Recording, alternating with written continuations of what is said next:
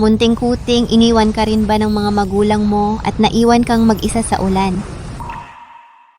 Ang makapangyarihang pamilya Kwan ay kakaunti ang tagapagmana sa bawat henerasyon. Natalo mo silang lahat, 30 anyos ka na, single ka pa rin, wala ka pang naging girlfriend. Hindi ba't nakakalungkot ang pakiramdam?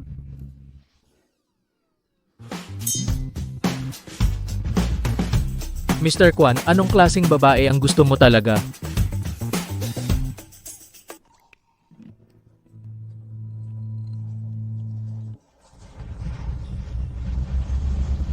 Kuting, sumama ka sa akin sa eskwelahan.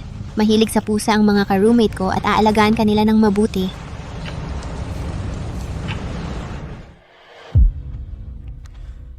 Mahilig sa hayop? Imposible! Ang hindi pa nahahalal na hari ng kabisera biglang nagkaroon ng puso?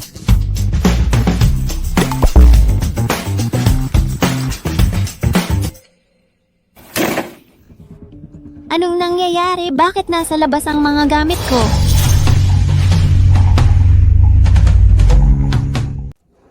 Anong nangyayari, ma'am? Bakit mo itinatapon ang mga gamit ko? Ang nanay mo ay ipinarefund na ang iyong tuition at dorm fees. Lumabas ka na agad.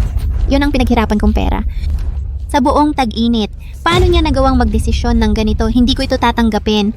Usapang pamilya mo yan. Wala akong pakialam. I-empake mo na ang gamit mo at umalis ka na ngayon. Pakiusap, pabayaan niyo akong manatili pa ng ilang araw. Makakapag-ipon ako ng sapat na pangtuisyon at pamasahe sa lalong madaling panahon. Sa totoo lang, sa iyong mahirap na kalagayan, isang babaeng tulad mo ay di na dapat magpakapagod mag-aral. Tama ang nanay mo. Bilisan mo at mag-drop out ka na. Senior na ako ngayong taon. Malapit na ang graduation. Hindi ako pwedeng mabigo ngayon. Tibayan mo ang loob mo.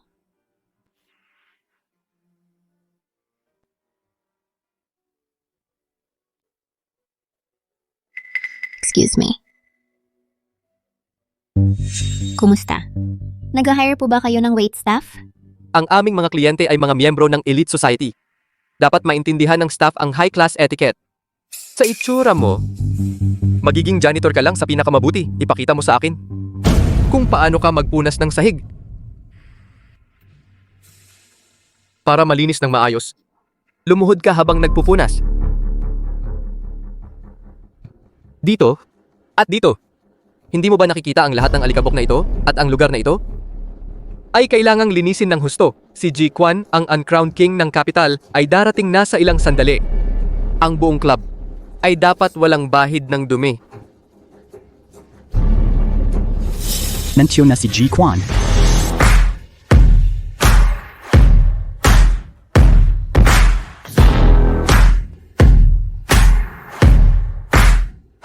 Ji Kwan, Ji Xiao, ikinararangal namin ang inyong pagdating. Tuloy po kayo. Ang mga madaling lumuhod ay hindi na muling babangon.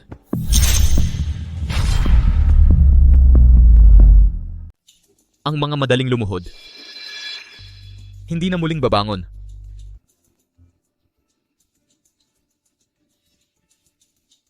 Hindi mo ba naiintindihan? Kinamumuhian ni Ginoong Kwan ang mga bully na nang-aapi ng mahihina. Nakapagtrabaho ka pa rin dahil lang sa awa niya ngayon. Narito, tulungan mong magpalamig si Ginoong Kwan. Naiintindihan? Hoy, dalhan ang mga ginoong ito ng pinakamagagandang platter at inumin. Ngayon din.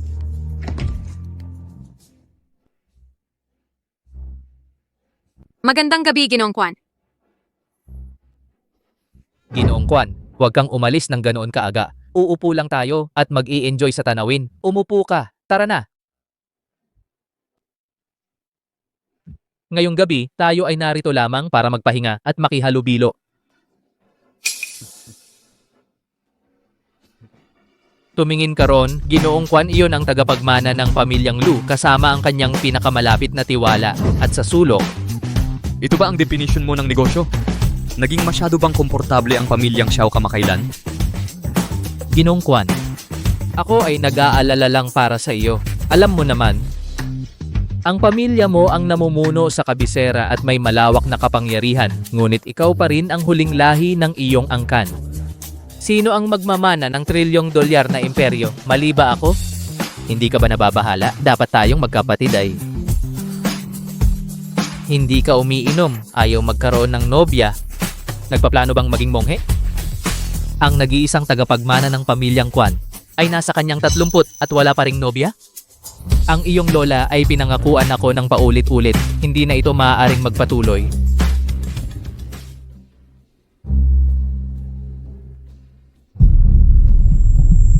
Epektibo ang pampagana na insenso. Hoy! Pumili ka ng kahit alin ang gusto mo. Lahat kayo, lumabas! Sandali!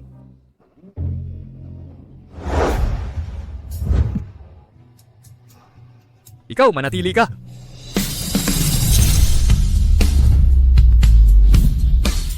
Paano po ako makakatulong sa inyo?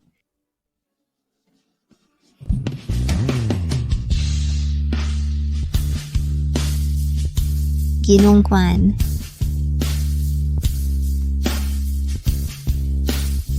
Dito ka lang. Samahan mo ako. Sino ang nakakaalam na gusto pala ni Ginong Kwan ng ganitong matamis, inosenteng uri? Sobra na ang ininom mo. Bigyan kita ng tsa.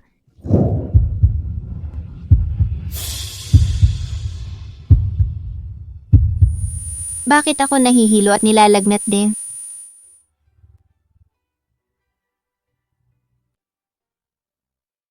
Sapat na ba ang edad mo? 22. Ginoong Kwan, tagapaglingkod lang po ako. Hindi ko po inaalok ang serbisyong iyon. Huwag kang matakot. Ako ang bahala. Ang kapal ng mukha mo. Hindi mo nga alam kung sino ang ama? Tama na, Ma. Hindi ba mas mabuti ang hindi pag-alam? Tanggalin mo na lang ang pagbubuntis. Ang mga ospital ngayon ay may mga pamamaraan sa parehong araw. Makakapagtrabaho ka agad. Ang planta ay hindi maghihintay sa'yo. Ma! Malapit na akong gumraduate. Bakit pipilitin mo ako na pumasok sa planta? Halika na. Para sa ikabubuti mo ito. Walang kwenta ang kurso mo. Pagkatapos ng pag-aaral, hindi ka makakahanap ng magandang trabaho. Pero kahit mahirap maghanap ng trabaho, hindi mo ako dapat ipadala sa planta ng chemical. Ang lugar na iyon ay puno ng nakakalasong mga chemical. Sa ilang taon, magkakaroon ako ng cancer. Ikaw, bata ka pa? Bakit mo iniisip ang cancer ngayon? Sila ay nagbibigay ng mahigit 10,000 kada buwan, kasama libreng pagkain at tirahan. Ito ay matatag na kita. Ang sahod mo ay ipapadala direkta sa account ko. Iipon ko lahat para sa kasal ng kapatid mo at sa bagong bahay. Kinukuha mo ang pinaghirapan kong pera para sa buhay niya? Nanay, ako ay nagdadala ng 3 buhay sa loob ko. Yung mga fetus na ay baaring ipa-abort, walang malaking pagkakailangan. Makinig ka, isa ka lang pasanin. Kung hindi mo susuportahan ang kapatid mo, wala kang halaga sa akin. Pumunta ka agad at magpa-abort, ngayon.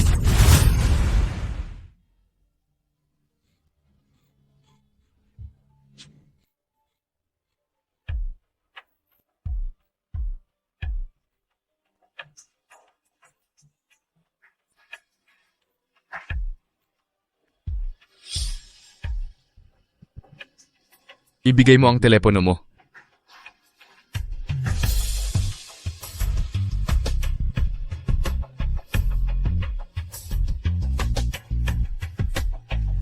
Pangalan. Muraksing.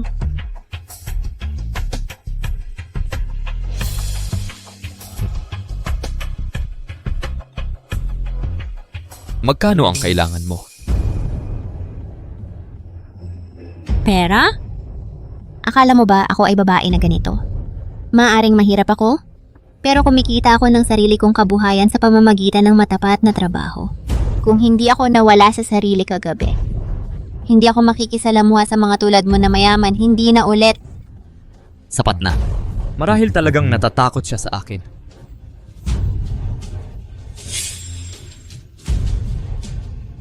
Kwansyo yan, talagang panagutan mo ba?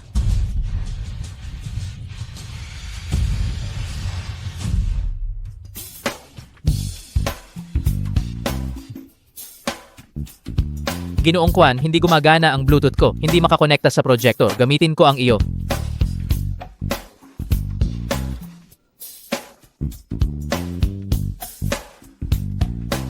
Sige, ito ang plano natin para sa 3 buwan.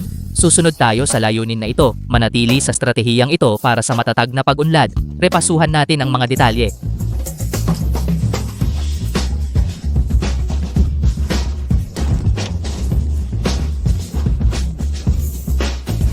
Ginoong Kwan, 3 ang pinagbubuntis ko. Sa Guangming Road Clinic, maaari kang pumunta para sundo ako? Nako, Ginoong Kwan. Ang 3 henerasyon na sumpa ng pamilya mo ay nabasag. Hoy, ano ang pagmamadali? Hindi mo basta-basta iiwan ang telepono mo, Ginoong Kwan.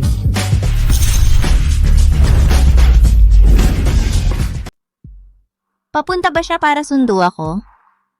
Bakit ang tagal? Ni Muruksing sa pagbabayad, ang tagal nito. Pagbabayad? Kalokohan, matagal nang sarado ang opisina ng paniningil. Ang hayop, tumakas ba siya? Bilis, magmadali.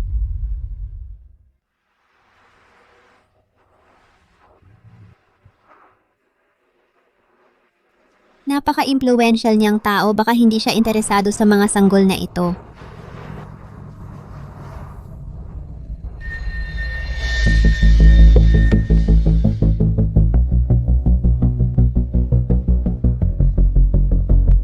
Buntis?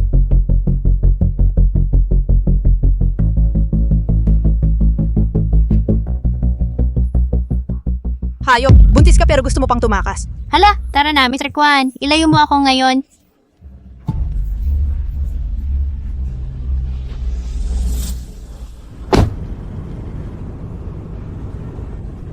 Mr. Kwan, pasensya na.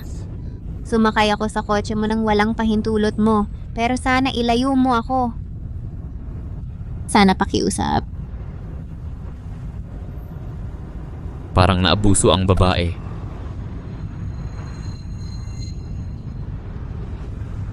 Pumunta sa pribadong ospital ng pamilya Kwan. Tumakas talaga siya. Kapag nahuli ko siya, babalik ko ang mga binti niya. Hayop na babae, kadiri. Triplets? Triplets talaga, Mr. Kwan. Mismo ay nagdadala ng mga tunay mong sanggol. Naipaalam ko sa Master at Madam ang magandang balita.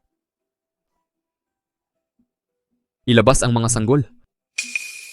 Kukunin mo ang mga sanggol pero ako ay itatapon? Huwag kang magsalita ng kalokohan. Sabi ko, ako ang pananagutan. Tama. Simula ngayon, ikaw ay magiging manugang na babae ng pamilya Kwan.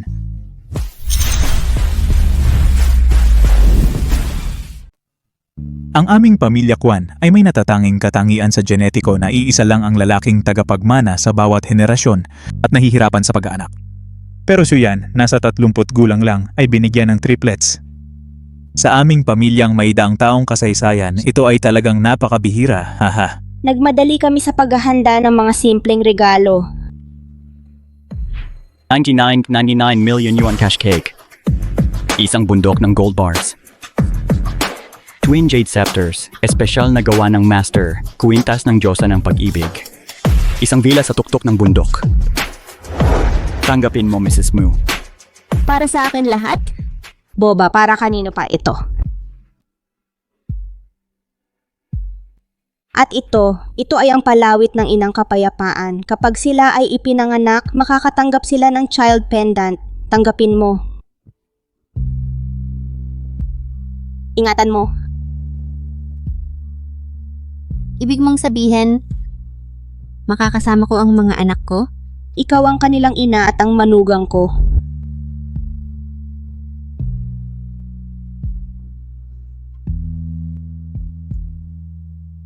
Sumama ka sa akin.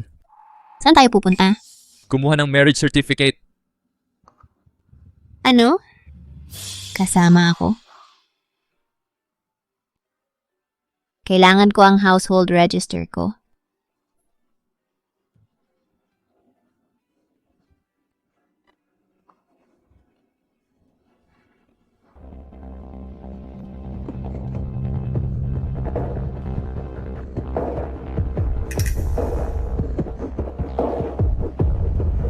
Tumakas si Muroksing. Paano ko ipapaliwanag sa chemical plant? Anong lakas ng loob mo para bumalik? Household register? Bakit mo kailangan? Anong ginagawa niya? Malamang nagtatakas kasama ng loko. Hindi siya loko. Anong lakas ng loob mo? Pinagtatanggol mo siya? Nagdadalang tao ka ng hindi kasal. Ngayon nagtatakas? Sa lahat ng ginawa namin para sa'yo, ikaw ay nagpapahiya sa amin ng ganito. Umalis, magpa-abortion ka. Hindi ako pupunta, mga anak ko sila. Sino ang nagbigay sa'yo ng karapatang magpasya sa kapalaran nila? Ang kapal mo dahil ako ang nanay mo. Tara na, magpa-abort ka. Hindi ako pupunta, ayaw ko. Ang yabang mo naman. Nakahanap ka lang ng lalaki, akala mo hindi ka na makikinig sa akin. Mangahas ka pang sumuway sa akin? Ate, hindi ka naman makakahanap ng disenteng lalaki. Yung mga bata sa tiyan mo, galing ba sa di inaasahang pinagmulan, bakit mo pa ipagpapatuloy? Hayaan mo silang lumaki para mamalimos kasama ng tatay nila. Nakakawa! Muyonhang, huwag mong hamakin ang mga anak ko. Pinipilit mo akong magpa-abort? Para lang mapagtrabaho mo ako sa chemical plant na yon? Sige, kunin mo ang pera ko. Akala mo sapat na yan? Alam ko ang limitasyon mo. Makinig kang mabuti, ang pagpapalaglag na iyan ay mangyayari ngayon. Mula pa nung ako'y 7 taong gulang, ako ang nagluto at naglinis para sa inyo. Nakapasok ako sa kolehiyo, ayaw ninyong bayaran ang tuition. Sige, pinaghirapan ko. Ang sobrang pera ay napunta kay kuya. Sumunod ako. Akala ko kapag kumita ako ng pera, mas magiging mabuti kayo sa akin. Sa halip gusto ninyong ako'y magbayad ng buhay ko. Ma, anak mo rin ako. Bakit? Dahil ako ang nanganak sa iyo, dahil anak kang babae ka na naging pabigat sa pamilyang ito sa loob ng maraming taon. Sinayang mo ang pera namin sa lahat ng mga taong iyon. Eh di huwag. Gusto mo ang buhay ko para kumita ka ng pera? Hindi kailanman. Matingnan mo. Tumakbo siya, habulin siya.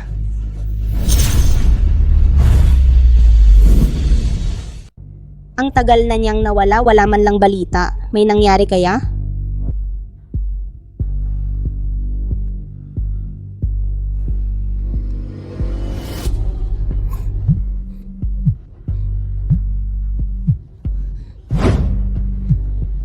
Nagpapanggap ka lang, ginagamit mo ang pangalan ni Kwan. Heto, Nakakadiri. Hoy, Nakuha mo na ba ang household register? Kailangan mo bang sunduin kita? babalik na ako agad. Roxing, anong nangyari? Magtatakas ka pa rin kasama ng lalaking yon? Sige, gawin mo. Ako ang nagbigay sa'yo ng buhay na to. Ang dugo ko ang dumadaloy sa'yo. Ibalik mo ang dugo ko o hindi na kita anak. Hahawakan mo ang babae ko? Patay ka. Anong nangyari? Huwag kang mag-alala. Si Shuyan ang bahala. Papatingin ko rin ang security chief. Ligtas si Roxing. Dalhin mo siya sa klinika. Una ipa-abort mo. Bilis.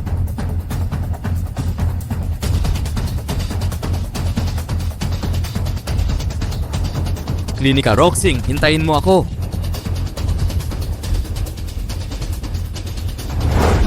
Nanay, pagkatapos kong manganak, magtatrabaho ako sa lungsod para sa kuya. Nagmamakaawa ako sa iyo. Payagan mong panatilihin ko ang mga sanggol. Kung maghintay tayo sa pagpapanganak, mawawalan tayo ng libo-libo.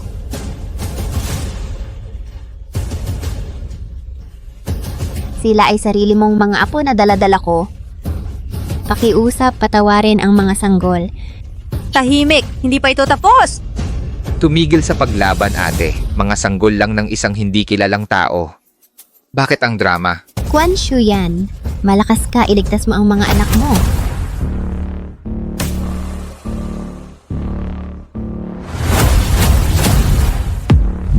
Palibutan ang klinika.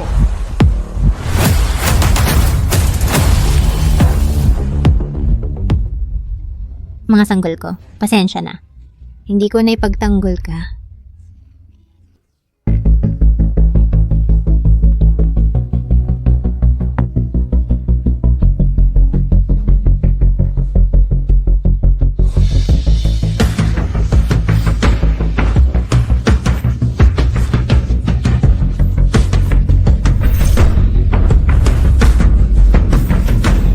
Naghahanap ka ng kamatayan.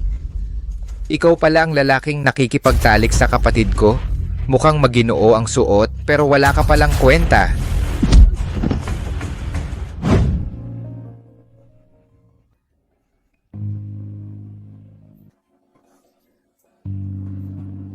Yuan Hang, anong lakas ng loob mong sakta ng anak ko? Papatayin kita, gago. Tama na. Nagdala ka ng backup, ha? Tumatawag ka ng mga tambay para magpakatapang. Akala mo ba natatakot ako? Akala ko hindi ka na darating. Tumigil ka sa pagiyak. Kahit anong mangyari, huwag kang matakot. Nandito ako.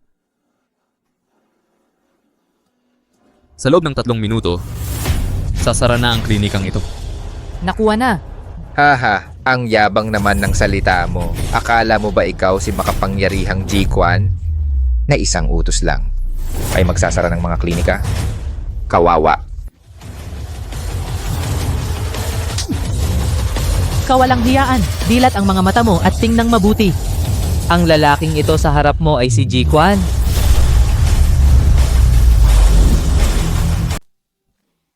Tinatawag mo ang taong ito na isang taong may malaking prestihiyo na ang simpleng pagtapak ay nagpapanginig sa kabisera? Haha, nakakatawa ito. Siya talaga ang Mr. Quan. Totoo ang sinasabi ko. Puro kahangin. Isang walang kwentang tao tulad mo nangangarap maging maharlika? Puro pangarap lang. Mga tangang-tanga. Nagpapasakit ka at hindi titigil. Mga salbahe, hintayin mo lang. Tatawag ako sa Security Bureau ngayon. Sige, tumawag ka. Kumusta?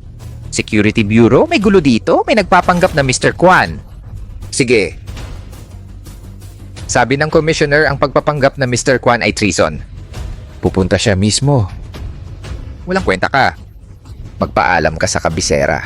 Walang pag-asang tanga ka. 3 minuto, kumuha ng pagpapatawad ng asawa ko kapag nagkamali at magdusa sa mga kahihinatnan. Haha, hindi siya tumigil sa pagpapanggap na maharlika? Ito ang pinakanakakatawang bagay na nakita ko. Itigil mo ang kalokohan ngayon. Tahimik! Batang walang galang, nakikisalamuha ka sa taong ito. Walang hiya. Walang batas ang tao. Kapag dumating ang mga security forces, papatay ka nila. Biro atin nagpapanggap na Mr. Quan. Ginoo, narito po kayo. Ito ang walang batas na salbahe. Nagpapanggap siya na Mr. Quan at sinaktan ako.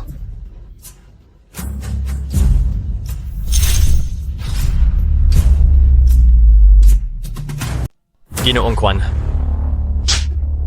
Galit ka ba? Ito mismo ang Ginoong Quan? Hindi ko napagtanto na ang mga taong ito ay napakabulag para magpakita ng ganitong kawalang galang sa iyo.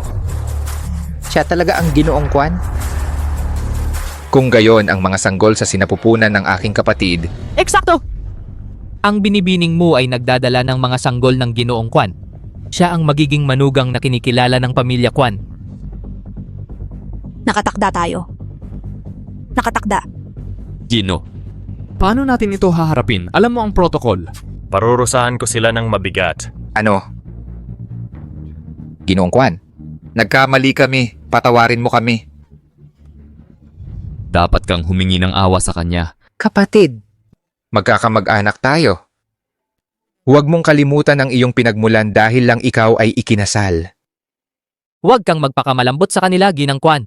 Ano man ang iyong desisyon, susuportahan ko ikaw. Sila ay nag-aruga sa akin. Hindi ko sila lubusang masira. Hayaan ang kapalaran ang magtakda ng kanilang landas. Kung ano ang gusto mo.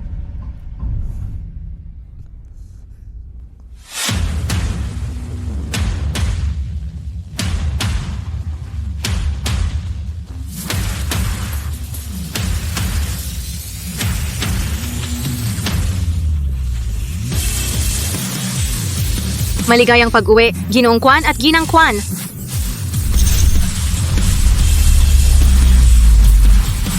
Maligayang pag-uwi, Ginoong Quan at Ginang Quan. Ginoong Quan, 3 dekada ka nang umiiwas sa mga babae, pero dinampot mo si Ginang Quan hanggang sa dulo at ayaw bitawan, kahit sa kotse. Kahanga-hangang lakas, Ginoong Quan. Dapat akong maglakad ng mag-isa.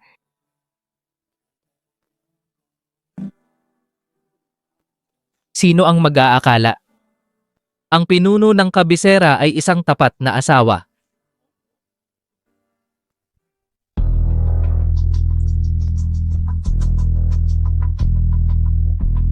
Ano ito? Ang manugang ko. Sino ang naglakas loob na pagmalupitan ka? Kunin agad ang doktor.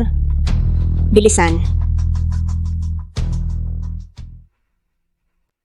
Ang mga sugat sa laman ni Ginang Kwan, gaano man kalala gagaling sa tamang pahinga. Ang mas malalim na sakit ay nasa kanyang pinahihirapang kaluluwa. Kahit hayop, hindi lalamunin ang sariling anak. Ang kanyang sariling mga magulang sinubukang wakasan ang kanyang pagbubuntis. Hindi sila karapat-dapat maging magulang. Sana'y mabagsikan sila ng kidlat. Babaan mo ang boses mo, natutulog pa si Roxing. Kawawang bata. Shuyan.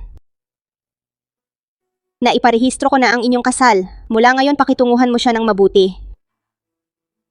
Ginoong Kwan, ang mga sugat ni Ginang Kwan ay pumipigil sa tamang pagligo. Sapat na ang sponge bath. Tutulungan mo ba siya or dapat... Ako na ang gagawa.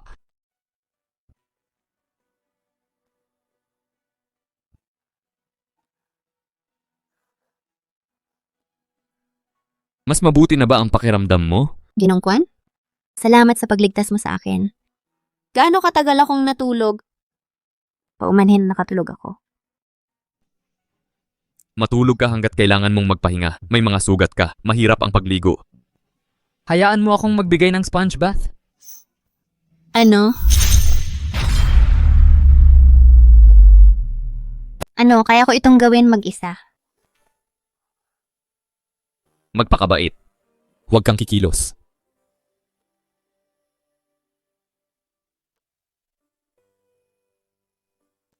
Si Mr. Kwan na malamig at walang awa, ngayon ay napakalambing at maalaga para lang ako'y paliguan? Nananaginip ba ako?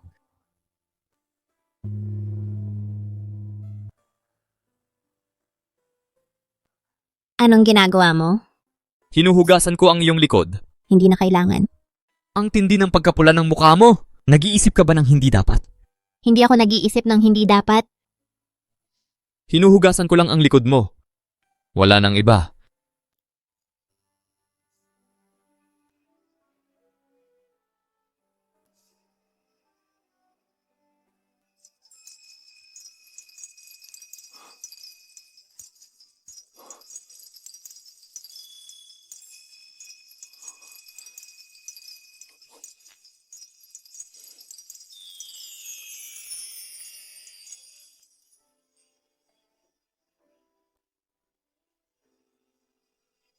Talagang hinugasan lang niya ang aking likod. Nagkamali ako sa kanya. Mula ngayon, hindi na kita sasaktan. Magpahinga kang mabuti.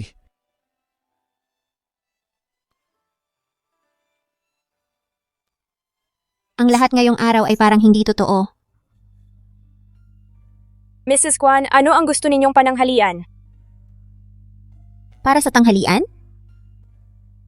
Gulay at tokwa sopas, ano sa tingin mo? Tokwa, 2 yuan. Gulay, 1.5 yuan. Dapat sapat na ito. Mrs. Kwan, parang pagkain ng bata ang kinain ninyo. Hindi sapat ang nutrisyon nito. Magdagdag ka ng itlog. Opo, Mrs. Kwan. Kapag gumaling na si Roxing, isasama ko siya mamili. Teka, ito ba ang pagkain ni Roxing? Tingnan ko.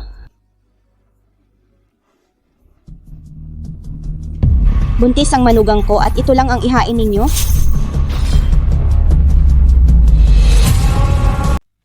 Paumanhin po, Ginang. Ito po ay iniutos ng binibining Ginang. Hindi po ako maglakas loob na sumuway sa kanya. Takot siyang gumastos.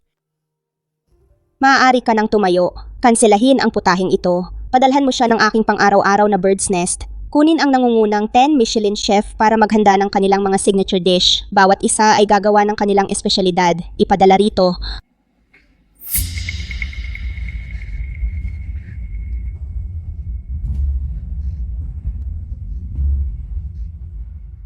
Roxing. Huwag kang matulog dito, bumangon ka. Ma, Ginoong Kwan, natakot akong madumihan ng kama. Engkantada. Ikaw ang ginang ng bahay na ito. Matulog ka kung saan mo gusto. Pinagluto ka ni Ma ng bird's nest soup. Uminom ka muna.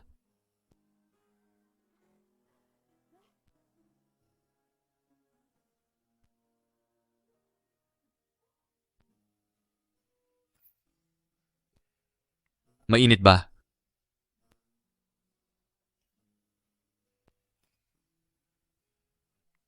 Dapat ay lumamig na ito ngayon. Hindi ko inaasahan na ang anak kong lalaki na may malamig na ugali ay magiging ganito kaalaga. Roxing, kami na ang pamilya mo ngayon. Bilang ginang ng pamilya Kwan, huwag mong hahayaang hamakin ka ng sino man. Tapusin mo ang pagkain at isasama kita mamili ng mga bagong damit. Ginang, hindi na po kailangan yon. Gawin mo ang sinasabi sa'yo. Sige po. Roxing. Ginoong Kwan, siguro dapat na tayong umalis. Masyadong masikip dito.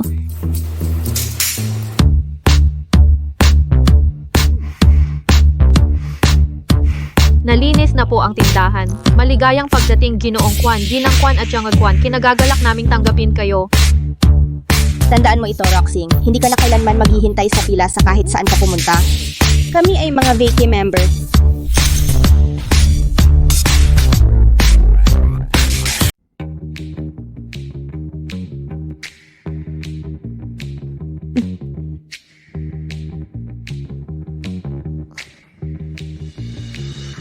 Pasensya na, hindi ko sinasadya ang mahawakan.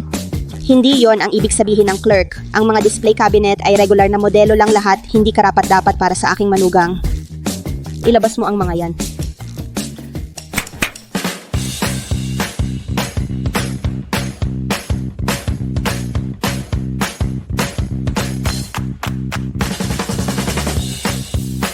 Ito, hindi. Ayaw ko ng kahit anong display cabinet dito. Ilagay mo ang sa VEC sa dakong ito. Ibalot mo na ang lahat para sa akin. Roxing, ano pang hinihintay mo, Shuyan? I-swipe mo ang iyong card. Ginoo Kwan, Ginang Kwan.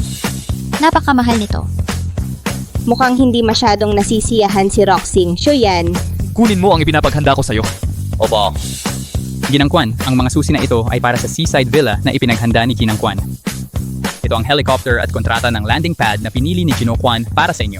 Ang kailangan mo lang gawin ay pumirma. Lahat ay magiging sayo. Hindi mo gusto? Gusto ko. Kung gayon, salamat Ginang Kwan at Gino Kwan. Gamitin natin ang tamang tawag, okay? Salamat, ma. Mahal. Walang anuman, mahal.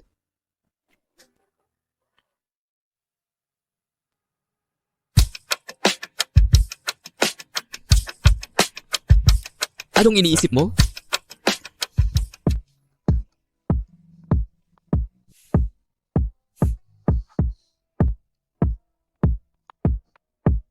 Ang kapabayaan, nakatapak ka sa sahig. Paano kung magkasakit ka?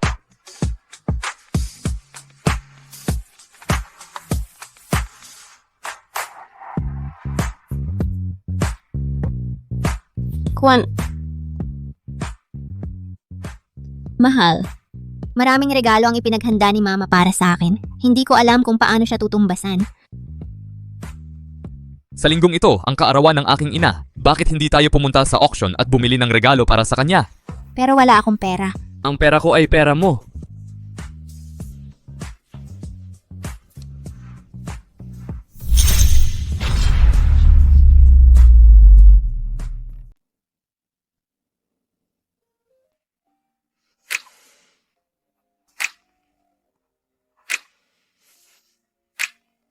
Pinapatay ko lang ang mga ilaw.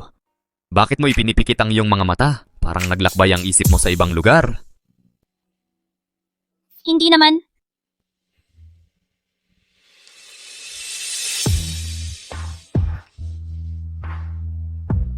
Magpahinga ka na. Mahal.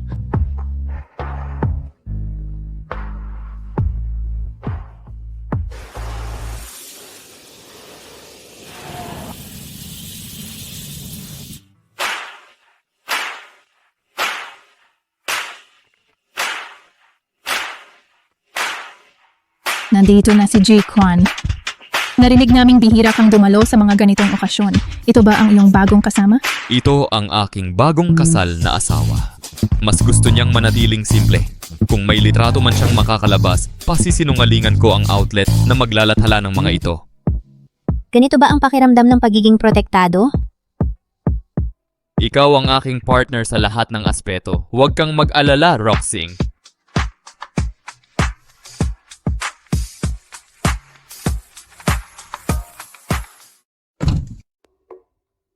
Meijing, narinig kong dumalo si Ji Kwan sa auction ngayon. Alam ng lahat na magkapanalig ang inyong mga pamilya habang buhay. Ikaw lang ang karapat-dapat kay Ji Kwan. Siyempre naman.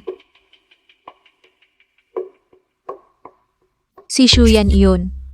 Teka, sino yung babaeng katabi niya?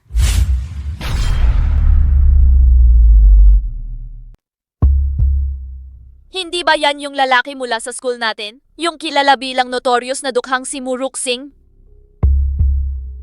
Ang lakas ng loob ng isang walang kwentang tao na lapitan si Shuyan. Naghahanap yan ng gulo, tara na.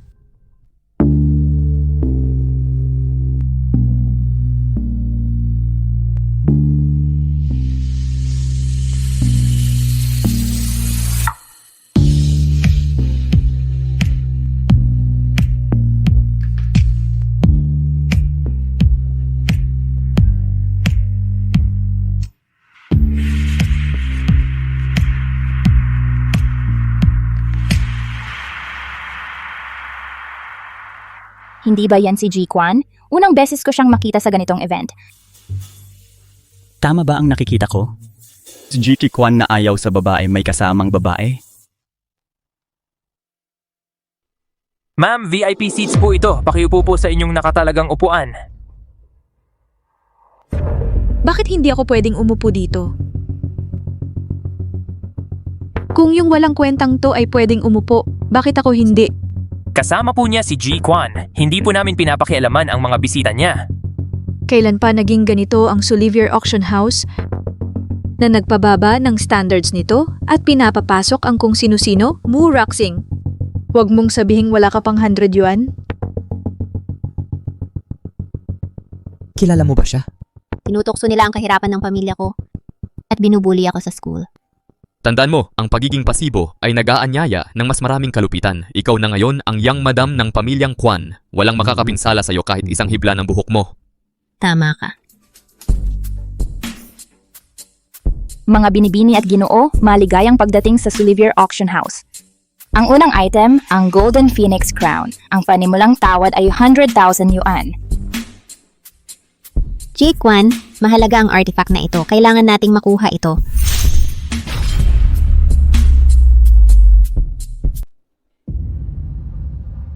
Ang dagawa ng alahas na ito ay pangit. Malinaw na mababa ang kalidad. Wala pa siyang karanasan. Kailangan pa niya ng gabay mula sa Ginoong Kwan. Siya ay walang kwenta, mahirap at ignorante. Huwag mong ilahad ang kahihiyan ni Shuyan. Binibini, kilala ba tayo? Joyan, hindi mo ba ako naaalala? Ako ang heiress ng pamilya Jiang. Nagkakasama tayo nung bata pa. Nakalimutan mo ba? Hindi ako nag-aaksaya ng oras sa pag-alala sa mga walang kwentang tao. Shuyan. Mag-ingat sa iyong mga salita, Binibini Jiang. O ang desperadong pakiusap ng iyong ama para sa proyekto ng East Suburb ay mawawala. Ginoong Kwan, tiwala ka sa akin. Ang artifact na ito ay napakahalaga. Hindi ako nagkakamali. Mahal, palagi akong magtitiwala sa iyo. May tawag ako. Gawin mo ang gusto mo. Ako ang haharap sa mga problema.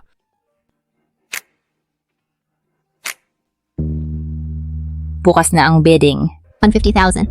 Binibili niya ang basura para sa 150,000? Gagawin kong masayang ang pera mo. 200,000. 300,000? Kalokohan, 300,000 para sa Peking Phoenix? Dahil walang gustong kunin ang basurang ito, ipaubaya mo na sa kanya. Sayangin ang pera niya. Magsisisi siya. 300,000, unang tawag. Pangalawang tawag. Sold. Tapos na ang deal. Cash lang ang bayaran mo, Roxing. Walang credit terms. Ang 300,000 ay maliit lang dito, pero ikaw ay bankrupt. Binibini mo, Casho. Hard.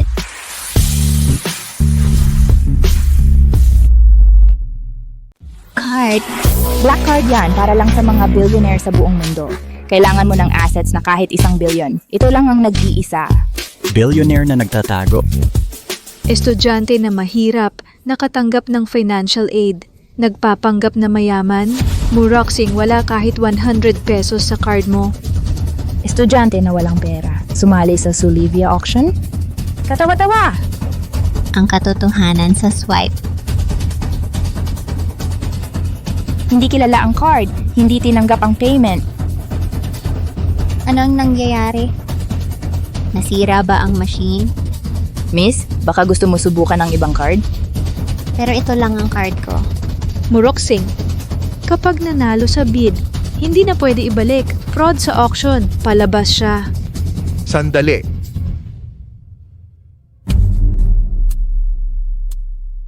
Hindi ba sila ang mga head ng Big Four banks? Mismo. Napakalaki ng balance sa card mo. Hindi kayang i-process ng regular POS systems. Sa utos ni Mr. Kwan, dinala namin ang cash. Card ni Mr. Kwan yan. Nasaan siya? Nahihiya siyang makita kasama ang walang kwentang tao, kaya umalis siya. Muroxing, ang card mo? Ninakaw mo yan habang hindi nakatingin si Mr. Kwan? Hindi ko ninakaw. Kung hindi, bakit si Mr. Kwan? Ipagkatiwala sa'yo ang napaka-importante na card tapos aalis? Mga taong walang kwenta tulad mo. Hindi kayang maging malinis, security, tanggalin siya. Bitawan mo ako. Ipaliwanag mo sa authorities. Bitawan siya.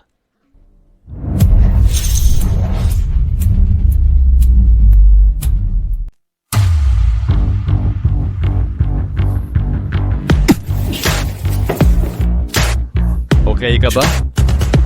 Buti na lang dumating ka. Chuyan, ang babae ay ninakaw ang black card mo. Buti na lang nahuli ko siya. Ang card ko ay para sa asawa ko. May problema? Ano, asawa ni Mr. Kwan siya? Kaya pala gumastos siya ng malaki sa pangit na Phoenix Crown. Ang lahat ng humawak sa asawa ko ngayon ay magbabayad. Hindi pwede. Chuyan, ano ang special sa kanya? Siya ang pinakamahirap na estudyante sa kolehiyo natin. Ang taong katulad niya ay maaaring may sakit. At ang sino mang insulto sa asawa ko ay magbabayad ng malaki. Huwag kang magyabang. Ang protection ni Shuyan ay hindi magtatago sa pangit mong taste at ikaw ay wala pa rin. Sigurado kang walang halaga. Taya tayo. Sige. Kung hindi ito basura, babayaran ko ng 1 million. Kung walang halaga, aalis ka sa buhay ni Shuyan magpakailanman. Deal, huwag kang umiyak mamaya.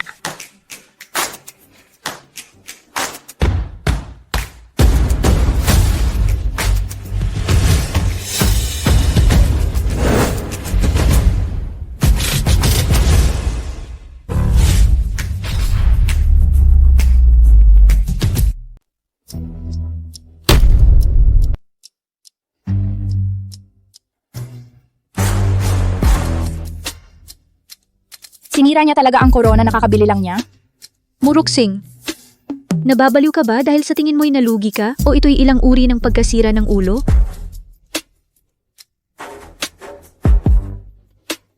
May isa pang Phoenix Crown sa loob nito. Sandali, kung hindi ako nagkakamali, ito'y mukhang ang maalamat na sinaunang Phoenix Crown na nawawala ng mga siglo. Talagang walang katumbas ang halaga. May isang taong nag-alok ng 100 milyong yuan para mahanap ang Phoenix Crown. Ano ba ang pinagsasabi mo? Hindi maaaring maging kayamanan ang bagay na ito?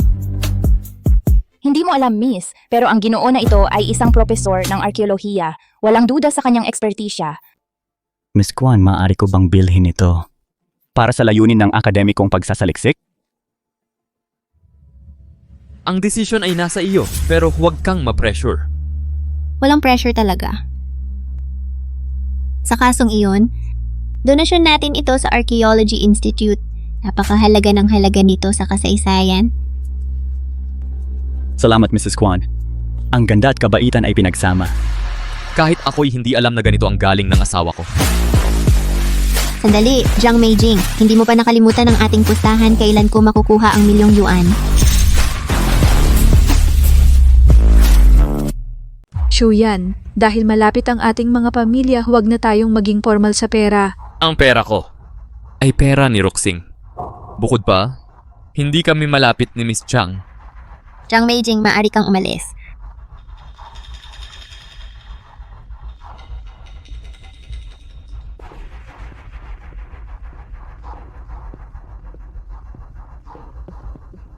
Kahit sino ka, ang posisyon ng Mrs. Kwan ay pwedeng akin.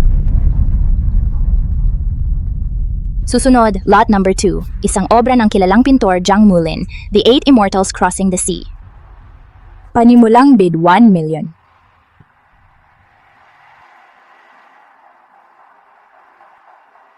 Paborito ng ina ang obra ni Master Zhang. Magugustuhan niya ang regalo na ito? Hindi. Ito ay malinaw na peke. Ano, may insight ka, dear? Ang mga painting ni Master Zhang ay may malambot na mga stroke at magkakatugma mga kulay.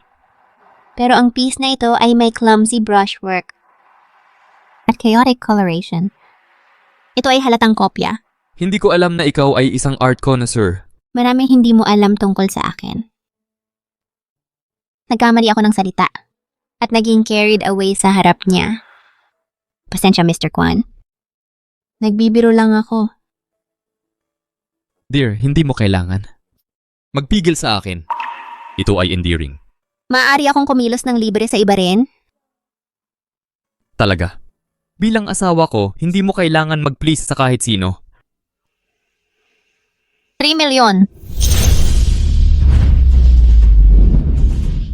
Hindi ba sinabi mong peke ang painting na ito, peke ito? Bakit ka nag-aalok? Nagkukunwari lang akong interesadong mag-alok para makipag-agawan sa akin si Jiang Meijing.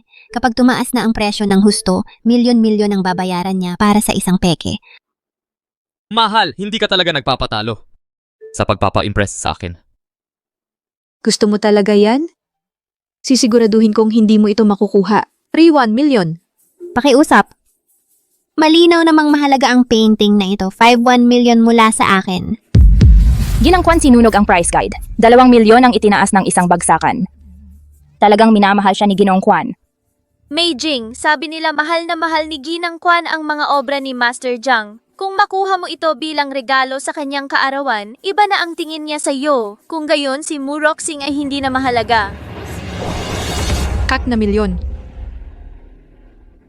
Ginang Kwan, nice pa po ba ninyong magtaas? Kung ganoon na lang siya kadesperado, ipaubayan na natin sa kanya. Mu Roxing, walang sino man sa mundo ang may lakas ng loob na agawin ng mga bagay sa akin. Maging tao o painting man, lahat ay akin.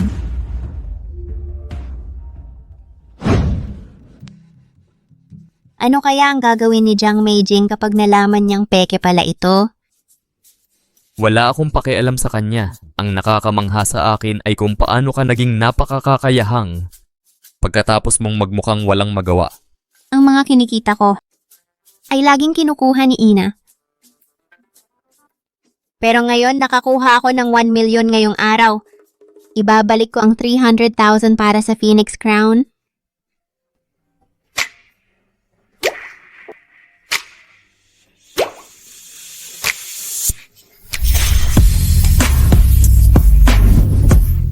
Nag-aarte ka na naman parang bata. Ang iyong pagiging pabigla-bigla, itago mo na lang ang pera para sa'yo.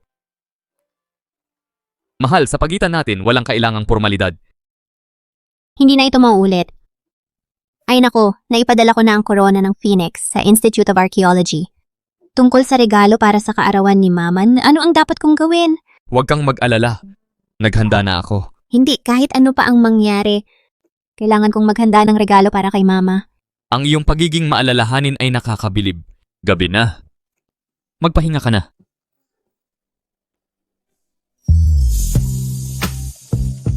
Ito ba ay para sa akin?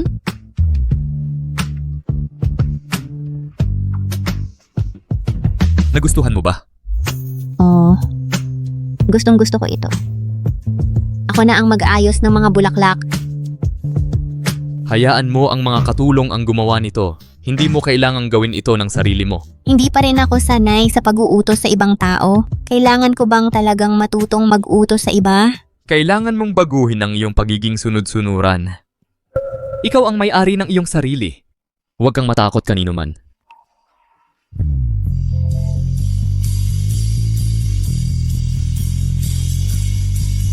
May naisip ako para baguhin ang aking pagiging sunod-sunuran. Ano ang plano mo? Ikaw ang mag-ayos ng mga bulaklak na ito Ako? Mag-ayos ng bulaklak? para mabago ang aking pagiging sunod-sunuran. Dapat magsimula ito sa iyo ang nasa tuktok ng piramid. Hindi ko inaasahan na napakatuso mo pala. Ayaw mo? Susunod sa iyo, mahal.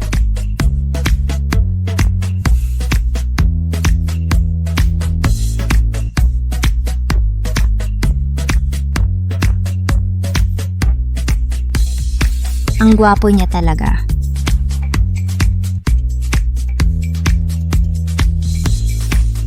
Patuloy kang nakatingin. Ano ang nasa isip mo? Hindi. Tapos ka na sa pag-ayos ng mga bulaklak, maari mo kunin ako ng tubig. Ano? Hayaan mong ibahin ko ang pagsasabi. Magsisimula ako ulit. Kunin mo ako ng tubig.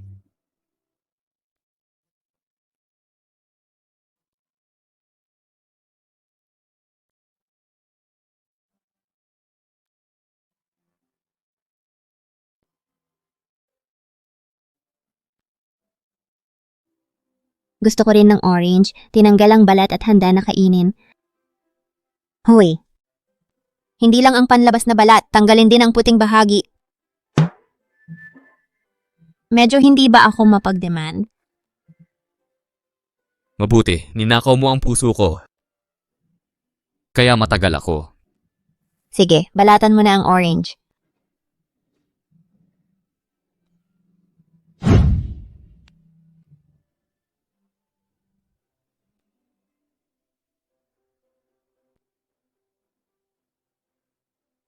Hindi ko inakala na ako'y magiging boss ng uncrowned king ng capital. Dear, kontento ka ba sa iyong lingkod? Sobrang kontento nga. Well, paano ang tip? Pagod ako. Dapat matulog ka rin. May handaan sa kaarawan ng nanay. Bukas. Roxing, maghihintay ako hanggang handa ka.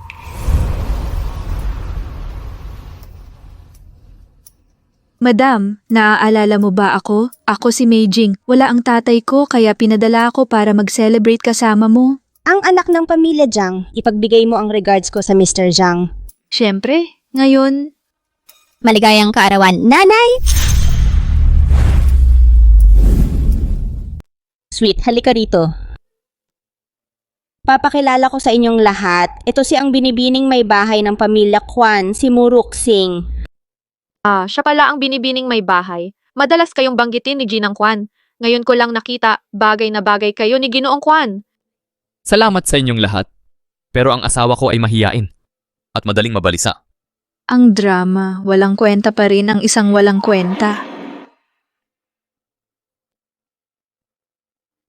Ginang Kwan, nabanggit ng tatay ko na gusto ninyo ang mga painting ni Master Jiang. Kamakailan, nakakuha ako ng kanyang obra maestrang The Eight Immortals para iregalo sa inyo ngayon.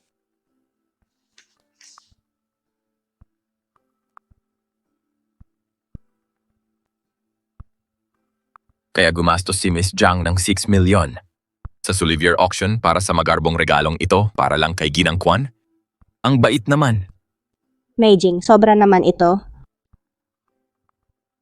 Ang piece na ito, peke ito. Muruksing, ang lakas ng loob mong pagsinungalingan ako. Ang mga tunay na eksperto ay nakakakita. May mga kulay na nag-aaway. At pilit na mga brushstroke. Hindi ito gawa ni Master Jiang. Ang mga katulad mo ay hindi kailanman makakahawak ng painting ng isang maestro sa buong buhay nila. Nakita mo na ba ang isang tunay na obra maestra? Si Roxing ay pamilya. Miss Jiang, sinasabi mo bang kulang sa taste ang aming pamilya? Mga tauhan. Kunin ang tunay na piece ni Jiang Mulin mula sa aking study. Agad.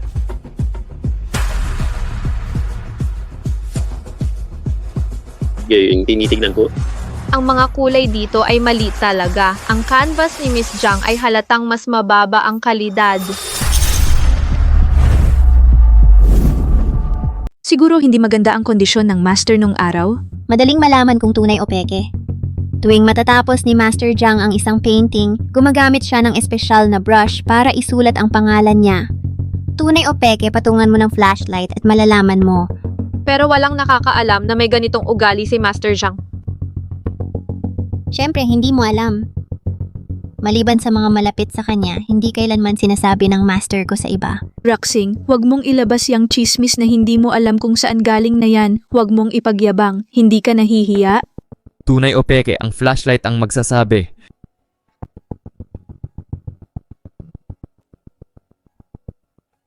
Ang painting na ito ay may pangalan ni Master Jiang. Ang kay Miss Jiang wala. Peke nga ba ang painting na ito? Hindi pwede. Sinasabi mo ba na Master Jiang Mulin personal na nagpinta at binigay sa akin ng peke?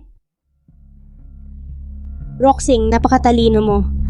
Sayang na gumastos ng malaki ang Miss Jiang para bumili ng peke. Roxing, sinadya mo to. Alam mo na to, di ba? Ito ang bahay ng Kwan. Kung magdudulot ka pa ng problema, umalis ka. Roxing, dahil napakayabang mo, bakit hindi mo kunin ang regalo mo sa Madam Kwan para ipakita sa lahat? Ang binigay ko sa nanay ay sariling gawa ko. Wow, tingnan natin. Dalhin mo dito. Roxing, napakaganda ng pagpipinta mo. Gusto ko to. Talaga nga, hindi nagbabayad para sa'yo ang Shuyan. Kahit yang napakamura, dinala mo.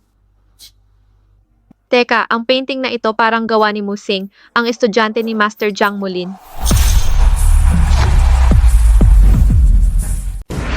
Ang kanyang painting, paano ito naging gawa ng estudyante ni Master Jiang? Eksakto. Mali ka siguro. Hindi kasi nakikita ang mga gawa ni Musing. Kakaunti lang ang na-authenticate na mga gawa na lumitaw sa mga nakaraang taon. Eksakto. Dahil sa pagiging bihira nito, kaya nag-aagawan ang mga scholar na pag-aralan ang mga ito. Hindi ako nagkakamali. Ang matapang na mga stroke. At makakapal na kulay ay nagpapakita ng malinaw na linya mula sa mga turo ni Master Jiang. Ang estilo ng pagpipinta na ito ay eksaktong salamin ng kanyang estilo. Sino ang nakakaalam na si Mrs. Kwan ay may itinatagong ganoong talino? Ang mag-asawang Kwan ay isang malakas na tambalan. Si Madam Kwan ay napakapalad. Dahil nandito si Roxing, ang aming pamilya ay tunay na mapalad. Hindi ka tumitigil na magbigay ng sorpresa sa akin araw-araw. Mr. Kwan, pinapanood tayo ng lahat.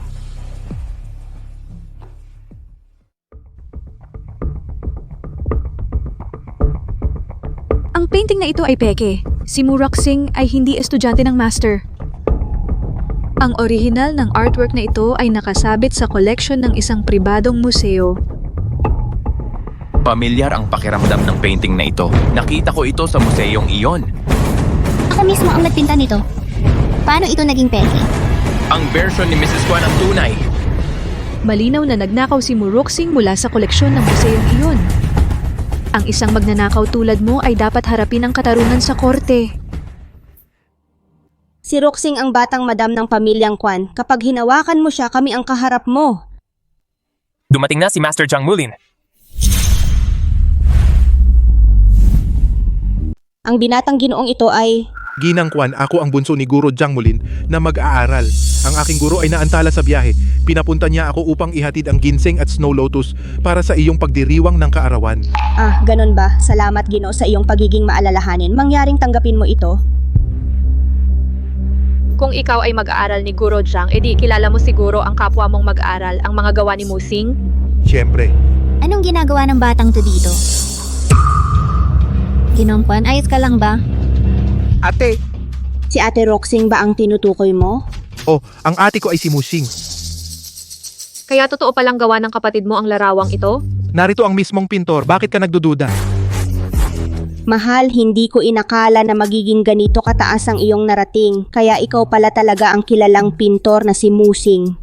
Siyempre naman, ang ate ko ang paboritong mag-aaral ng aming guro. Alam ng lahat na bihirang kumuha ng mga mag-aaral si Guro Jiang at si Musing lang ang kanyang estudyante. Sino ka? Hindi ka ba isa lang sa mga artista na inupahan ni Mu Roxing?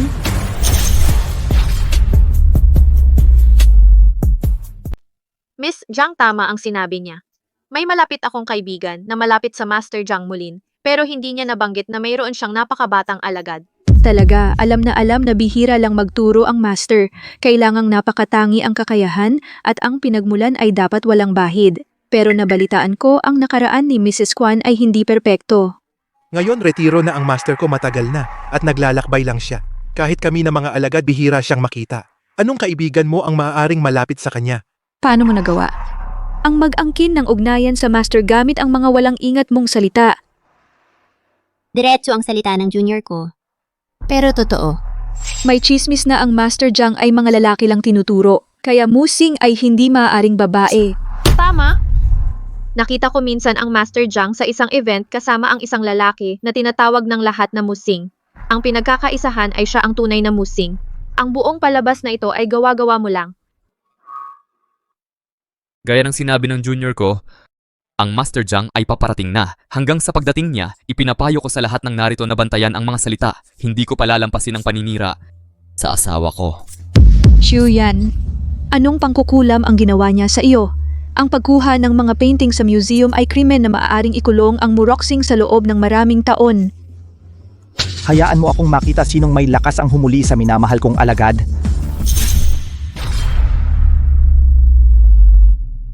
Ang reklusibong Master Jiang Mulin talagang lumabas na sa pagkukubli.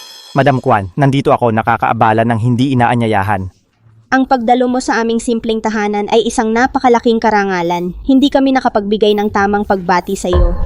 Master Jiang, ang timing mo ay perpekto. Mayroon isang walang hiya na babae dito nag-aangkin na siya ay iyong disipulo. Ipinagmamalaki ang kanyang estado. Ninakaw pa niya mula sa museo isang pribadong hawak na painting. Nag-aangkin na ito ay kanyang gawa. Totoo, ang painting na ito ay ginawa ng minamahal kong disipulo Muxing o Ruxing kung tawagin siya. Ipinahihiwatig mo ba na ang mga mata ko ay nagkukulang sa kanya na hindi ako makakakilala sa gawa ng sarili kong disipulo? Ano?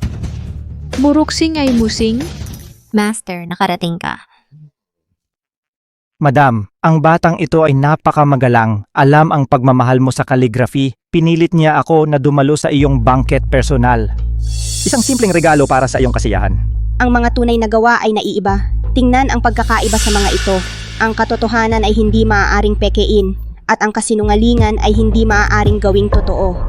Pero Master Jiang, ang iyong paaralan ay may mahigpit na mga patakaran sa pagtanggap ng mga hindi kilala.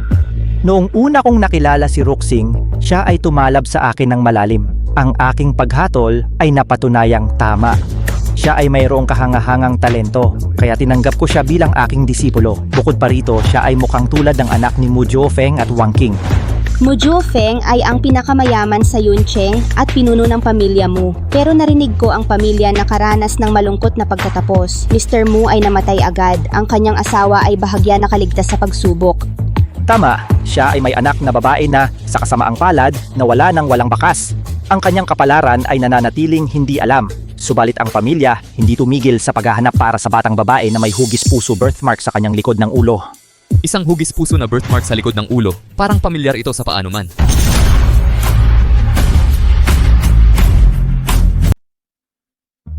Ginoong Kwan, ang tagal-tagal ko nang hindi nakikita si Master. Pwede ba akong makipag-usap sa kanya?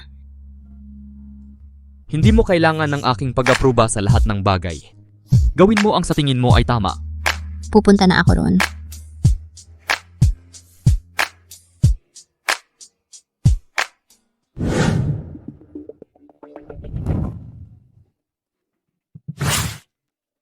Binibining Jiang, nandito na ang kaibigan mo. Ang napakagandang ideya mo na ito ay napakamahal para bumili ng peking painting para kay Ginang Kwan. Alam mo ba kung gaano ako napahiya? Beijing, hindi naman natin alam noon. Huwag kang magpanik. Meron akong isa pang plano. Si Quan Shuyan ay itinuturing si Muruxing na parang napakahalagang kayamanan. Ano pa ang magagawa natin? Alam ng buong paralan na mas gusto ng nanay niya ang mga lalaki kaysa babae. Ang kapatid niyang lalaki ay isang ganap na tanga. Ang targetin natin ay ang kanyang nanay at kapatid. May bali-balita na malakas magsugal ang kapatid niya. Oras na para pasiklabin ang gulo.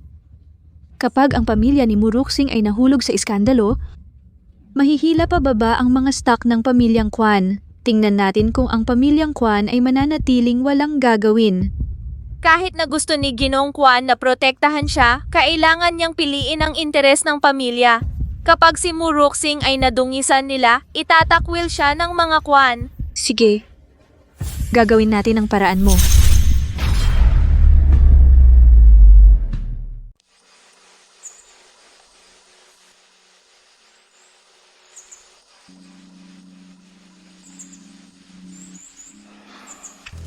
Hindi, ayokong maglaro. Sandali. Aalis ka na sa laro? Gusto mong umalis? Sige, pero bayaran mo muna ang utang mo.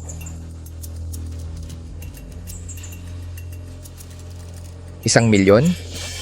500,000 lang ang inutang ko, pangongotong ito.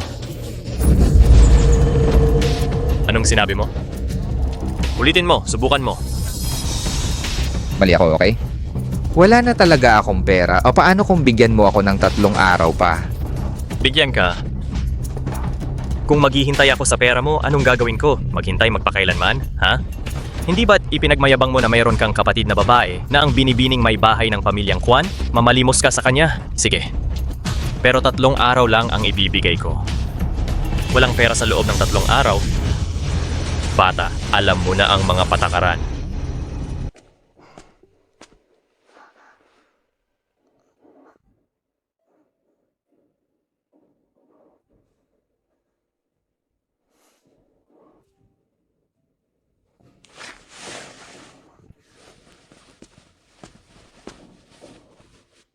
Kung matutulog ka ng basa ang buhok mo ulit, paano kita paparusahan? Hindi na mauulit. Mukhang hindi ka pa rin masyadong nagtitiwala sa akin. Disipulo ka ni Master Jiang Mulin. Ganito kahalaga at hindi mo sinabi sa akin? Hindi mo naman tinanong.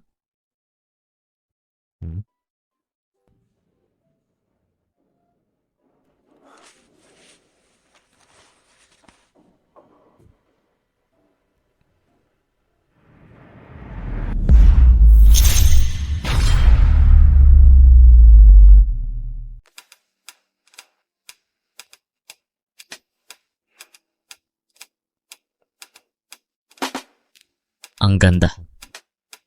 Nang leeg mo. Nakakakilabot. Isa ka bang vampira?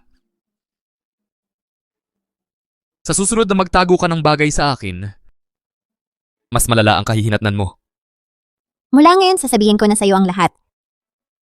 Paano mo nakilala si Guro Jiang Mulin? Noong bata pa ako, kumain ako ng ilang pirasong karne ng labis, kaya pinalayas ako ng nanay ko. Nang ako'y naghihingalo na sa gutom, ako'y iniligtas ng guro. Naawa siya sa akin at tinanggap ako. Sa lahat ng mga taong iyon, ibinigay ko ang lahat ng pera ko sa nanay ko. Sabi niya, dahil menor de edad pa ako, dapat daw pondohan ang pangangailangan ng kapatid kong lalaki. Kung wala ang tulong ng guro, hindi ako mabubuhay ng ganito katagal. Ganito ka trinato ng sarili mong ina. Oo. Siguro nga, noong bata ako, nagkaroon ako ng matinding lagnat. Ang mga alaala ko bago ang 6 na taong gulang ay tuluyan nang nawala. Mula nang ako'y mag-6 na taong gulang, ganito na ang nangyari. Ayaw kong pag-usapan ito. Matutulog na ako. Magpahinga ka na. Maging mabait ka. May mga bagay akong aasikasuhin.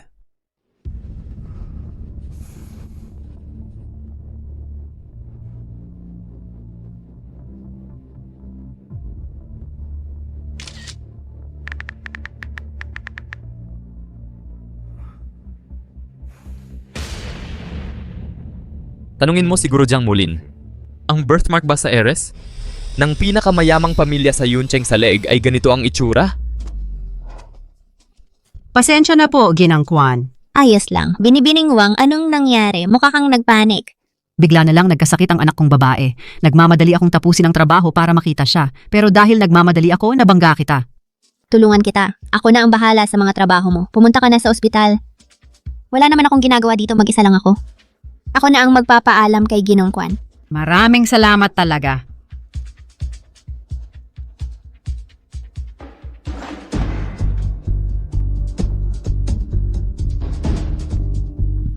Roxing, anong ginagawa mo?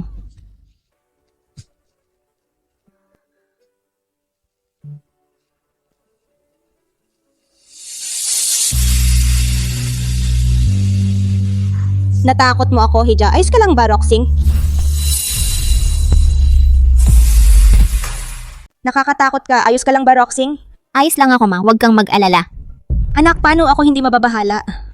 Makinig kang mabuti. Ikaw ang binibining may bahay ng pamilya Kwan at taglay mo ang tagapagmana ng pamilya. Walang pwedeng ipagsapalaran. Ang lakas ng loob mo? Pinagtatrabaho mo ang ginang. Ginoong Kwan, ako ang nag-usa para tumulong, huwag mong sisihin ang mga tauhan. Roxing, napunta ka sa pamilyang ito hindi para maging katulong. Naiintindihan mo? Alam ko. Pero, may sakit ang anak ni Ginang Wang. Kailangan niyang pumunta sa ospital. Hindi ko naranasan ang pagmamahal ng isang ina. Alam ko ang pakiramdam ng pagkakasakit ng walang ina.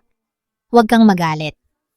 Lumaki ka sa hirap, pero naging isang mabait kang tao, sapat na ang hirap na dinanas mo. Ayaw mong tulungan ko si Ginang Wang. Pero pareho kayong abala buong araw. Naiinip na ako sa sobrang walang ginagawa. Kailangan kong magtrabaho sa labas. Hindi ligtas sa kalagayan mo. Maaalagaan ko ng mabuti ang sarili ko. Pagkatapos ng lahat, nandito ka naman. Sige, payag na ako. Pero, sa Kwan Group ka magtatrabaho. Sige. Huwag mong sasabihin kanino man na asawa kita o walang magiging normal ang pakikitungo sa akin. Kung ano ang gusto mo. Mahal. Sandali, kailangan kong bantayan si Roxing. Hindi ko hahayaang may mang-api sa kanya.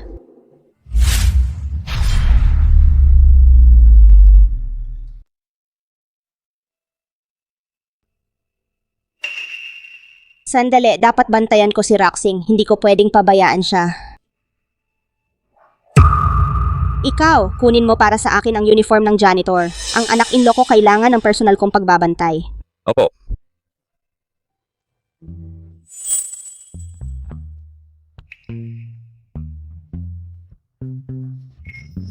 Ang anak-in-law ko ay napakaganda. Batang pasaway. Sinabi ko sa'yo, huwag magsugal. Tigilan mo ang pagsusugal. Ngayon, may utang kang 1 milyon? Kahit magtrabaho ako habang buhay, hindi ko mababayaran yan. Bakit mo ako pinagsasabihan meron tayong... Yung nag-asawa sa mayaman, gustong iwan tayo. Walang posibilidad. Anak, sa tingin mo mahahanap natin yang walang kwenta sa Kwan Group? Pwede. Harapin natin direkta si Mr. Kwan. Sa huli, muruksing bahagi pa rin ng pamilya nating Mu. Ang kapatid na babae ay magbayad ng utang ng kapatid na lalaki ay natural lang. Eksakto. Yang gold digger. Nakapangasawa ng mayaman at akala niya makakapagmaluho mag-isa. Sa ibabaw ng patay kong katawan. Matandang tanga. Nadumihan mo ang bagong kong damit. Ang ipon mo sa buhay, hindi sakop yan. Binata, ano ang pangalan mo? Anong department ka galing? Napakasama ng pananalita. Ikaw, hamak na janitor. Paano mo ko tanong ng pangalan ng anak ko? Makinig. Ako ang tunay na ina ng asawa ng CEO. Ikaw lang janitor, huwag kang mag-sermon, umalis. Lumayas.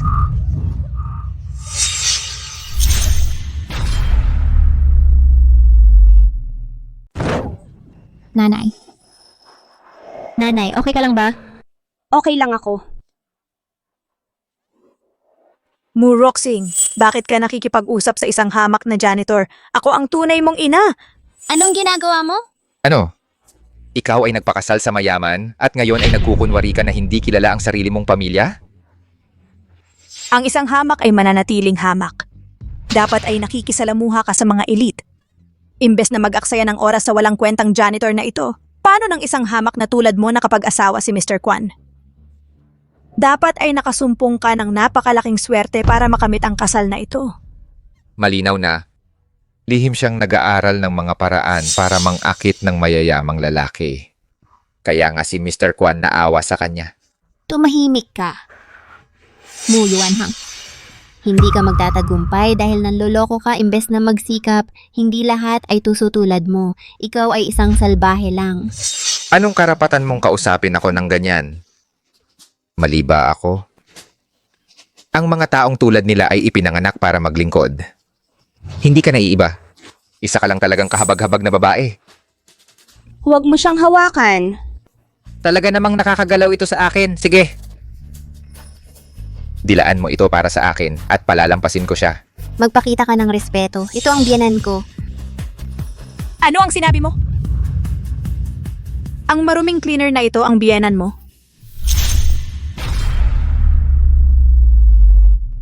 Daling kita sa ospital.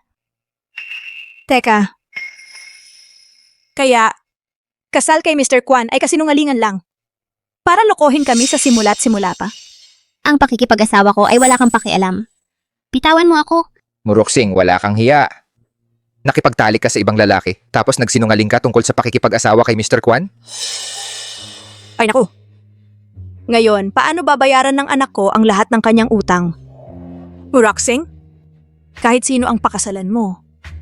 Ang lalaking iyon hanggang ngayon ay hindi pa rin kami binibigyan ng dote. Makinig ka! Paabutin mo sa kanya ang dote ngayong araw. Bitawan mo siya! Kayong mga tao ay walang katwiran, ang dote ay para kay Roxing, hindi para sa iyo. Ikaw! Ito ay usapang pamilya. Matandang gago, huwag kang makialam. Ang mga babae ay umiiral para suportahan ang kanilang mga kapatid na lalaki. Ang kanyang kinikita ay para sa paggastos ko. Ano pa ang kailangan ng isang babae? Sa napakaraming pera? Si Roxing ay manugang ko, hindi inahing panghuthutan ninyo. Ang mga hindi ninyo pinapahalagahan ay pahahalagahan sa ibang lugar. Hayaan mong linawin ko ito. Ito ang Kwan Group. Ikaw ay isang hamak na janitor lang. Huwag kang mag-utos-utos dito. Roxing. Sige, kung magdulot ka pa ng gulo dito, pagsisisihan mo ito. Honey, Matandang gago, sa edad mong yan, tumigil ka na. Ang kapatid kong babae ay hindi pa hihintulutang makuha siya ng anak mo ng libre. Ibigay mo ang pera ngayon. Dumating na si Mr. Kwan. dahan-dahan lang. Alam mo ba kung nasaan tayo? Gusto mo bang mag-away? Dalhin mo sa labas. Nasaan ang Kwansyo yan? Sino ka ba? Wala ka sa sistema namin. Na-delay ang Mr. Kwan. Malapit na siyang dumating. Ako ang mula sa Kwan Group bagong hinirang na tagapamahala. Nandito ako para tanggapin ang asawa ng CEO. Ako dapat ang nagtatanong. Paano maglakas loob ang isang janitor tawagan ang Mr. Kwan ng ganito kaswal? Grabe na ito. Sino ako? Ako ang tunay na ina ng Mr. Kwan. Alisin ang dalawang ito agad. Ikaw, janitor.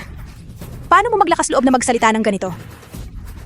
Muruksing, dalhin mo ang delusional mong biyenan sa ospital. Ang kahirapan ay nagpamad sa kanya. Talagang nawala sa sarili. Ina niya, ano ba? Ako naman ang ama niya. 3 segundo para lumabas. O kung hindi, magsisisi ka. Sa pag-offend sa Mrs. Kwan. Sige, hintayin mo lang. Tatawagan ko ang Shuyan ngayon. Walang sino man sa inyo ang makakatakas. Tawagan mo siya. Sige, kung talagang makakausap mo siya, mag-aawa ko tulad ng aso. Kung hindi mo siya makausap, ang dalawa ninyo magkukotaw ng 10 beses. Roxing! Tawagan mo. Kahiyahiyang pagkilos. Hindi ito nagko-connect, nanay. Siguro busy siya. Nanay! Nagpapanggap pa? Kung hindi kami dumating, ang kapatid mo at ako matutuloy pa rin ang pagloloko. Isang simpleng janitor. Maglakas loob na makipag-ugnayan sa Mr. Kwan? May lakas ng loob ka. Tama na. Ngayon ako ay magtuturo sa iyo ng leksyon. Itigil mo ito. Sumigaw ka ng ganito katapang. Ngayon magkautaw ng may parehong sigla. Lahat tumigil.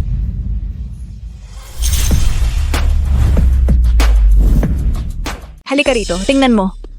Ay sinong dumating? Ang asawa mong minimum wage lang ang sahod. Anong karapatan mong mag-angkin na ikaw si Mr. Kwan? Mr. Kwan, tulungan niyo po ako. Mr. Kwan, anong pangyayari ang nagdala sa inyo rito? May nagpapanggap dito bilang Madam Kwan at Mrs. Kwan. Pinapag-aralan ko sila. Alin ang kamay na humawak sa asawa at ina ko? Ang kapal ng mukha mo. Si Mr. Kwan nga talaga. Mr. Kwan, nagkamali po ako. Hindi ko alam na sila pala ang Madam Kwan at Mrs. Kwan. Patawarin niyo po ako ngayon. Kalad ka rin niyo siya. I-blacklist siya sa buong lungsod. Opo. Mr. Kwan, huwag po. Mr. Kwan, Mr. Kwan. Mr. Kwan.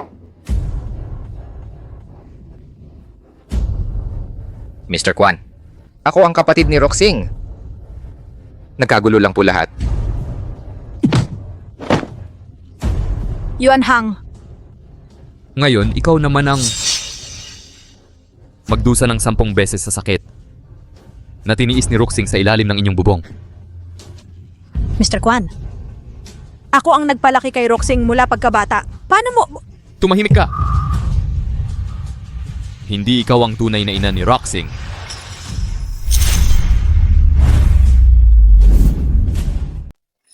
Ginong Kwan, ano ang ibig sabihin nito? Master Jiang Mulin, ilabas ang mga miyembro ng pamilyang Mu. Malugod naming tinatanggap ang pagbabalik ng binibini. Ginoong Kwan, si Roxing ay dinala sa aking sinapupunan ng 10 buwan. Paano mo nagawang pagdudahan ang pagiging ina ko? Hindi mo karapat-dapat ang titulong ina, walang pusong babae. Kung hindi matatag si Roxing, namatay na sana siya sa pang-aabuso mo. Tama si Ginang Kwan. Si Ruxing ngayon ay ang tunay na tagapagmana ng pinakamayamang maharlikang pamilya sa Yuncheng. Paano siya magiging anak mo? Ginong Kwan, totoo ba ito? Napansin ko ang markang hugis puso sa iyong leeg kanina. Kaya iginuhit ko ito at ipinadala kay Master Jiang upang kumpirmahin kung tumutugma ito sa mga record ng birthmark ng tagapagmana ng Mu. Patawarin ang aking pagiging mapangahas, ngunit kailangan kong i-verify ang birthmark muli. Ang mga marka ay ganap na tumutugma sa aming mga record. Ikaw nga ang tagapagmana.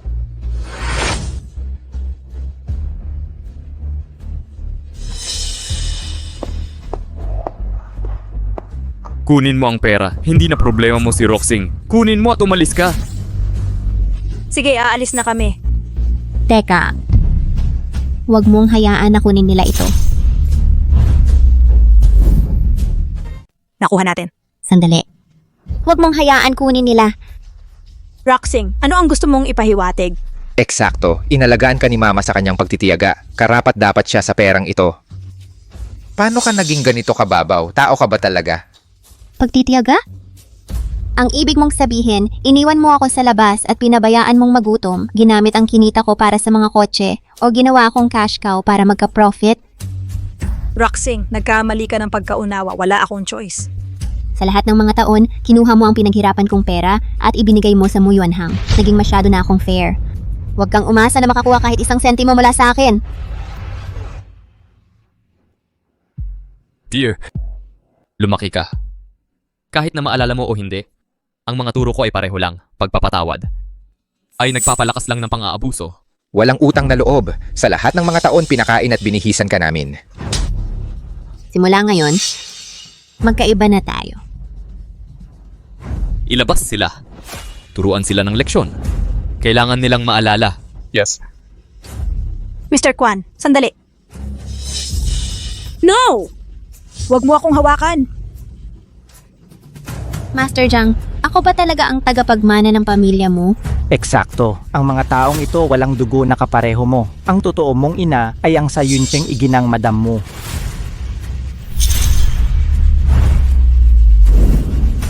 Ito ay tungkol sa tunay na pagkatao ni Roxing. Dapat tayong maging masusi, Ginoo. Ang pamilya mo ay talagang naghahanap sa lahat ng mga tao na walang pahinga para sa kanilang nawawalang anak na babae. Lalo na ang kanyang ina, na umiiyak araw-araw kahit sa kanyang mga pangarap. Patuloy siyang nag-iisip ng paghahanap sa isang tao na may natatanging marka sa katawan. Nang ibahagi ko ang larawan ng marka ni Shuyan sa ginang Mu agad-agad, nakilala niya ito kaagad. Walang pagkakataon ng pagkakamali. Ikaw ay siguradong kanyang anak. Maaari ba akong magtiwala sa kanya? Siyempre, ang ginang mo ay nag-utos ng mga paghahanda sa Yulong Hotel para sa iyong malaking pag-uwi at pagdiriwang ng salo-salo. Siya ay kasalukuyang sa ibang bansa, humaharap sa mga bagay-bagay sa negosyo. Sa salo-salo, makikipagkita siya sa iyo ng personal. Simula ngayon, Roxing ay magkakaroon ng pagmamahal ng isang ina at pag-aalaga sa wakas. Makakatanggap ka ng prestihiyosong estado at walang hangganang pagmamahal. Mu Roxing, salot ka. Paano mo nagawang kunin ang puso ni Shuyan at ngayon ay nag-aangkin sa mataas na estado? Hindi ko bibigyan ka ng madaling paraan. Huwag mo siyang suntok. Siya ang tanging anak ko. Nagmamakaawa ako. Binigyan ko kayo ng oras para kunin ang pera, pero hindi kayo nagtagumpay. Mas maraming oras po. Meijing, Mayroon akong proposal sa negosyo. Kung matatapos mo ito, ang mga utang mo ay mababayaran. Kung matatapos mo ito, mawawala ang mga utang mo. Talaga? Ikaw, ano ang pakay mo dito? Hindi ko kailangan magpaliwanag sa'yo. Sige kung ayaw mo. Pero ang mga tao ko baka gumawa ng kakaiba kapag hindi sila nabayaran. Huwag kang gumalaw. Nanay, huwag mong gawing komplikado. Paano ako makakatulong sa iyo? Gagawin ko ang lahat. Sagot mo ito. Ang Muroxing talagang anak mo ba na tunay na anak? Ako. Sasabihin ko. Huwag mong guluhin ang anak ko. Muroxing. Siya ay... Natagpuan ko siya noong bata pa at dinala ko siya sa bahay.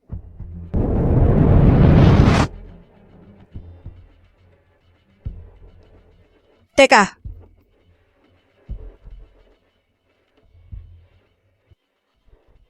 Saan galing ang batang babae na ito? Ang anak mo ay may sumpa, tinadhana ng kapalaran. Kailangan mo ang isang anak na babae na malapit para mawala ang sumpa. Pinagpala ng langit ang anak ko. Ikaw ang magdadala ng kanyang kapahamakan.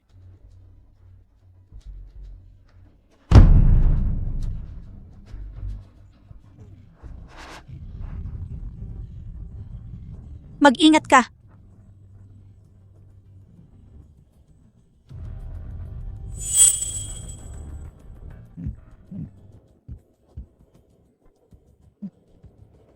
May problema? Nawawala ang heiress ng Mu. Sabihan ang lahat, hanapin sa lungsod ang heiress ng Mu. Kaya gusto ko lang protektahan ang anak ko. Natagpuan ko ang batang babae na naghihingalo at tinanggap ko siya. Hindi ko alam siya ang heiress ng pamilya Mu. Hindi. Ang Muroxing ay ang tunay na anak mo.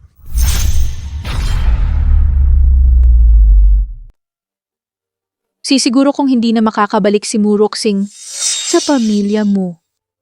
Siya ay galing sa pinakamayamang pamilya sa Yuncheng. Kung imbestigahan nila ang ginawa ko, malantad ako agad. Sundan mo lang ang plano ko. Naayos ko na ang lahat.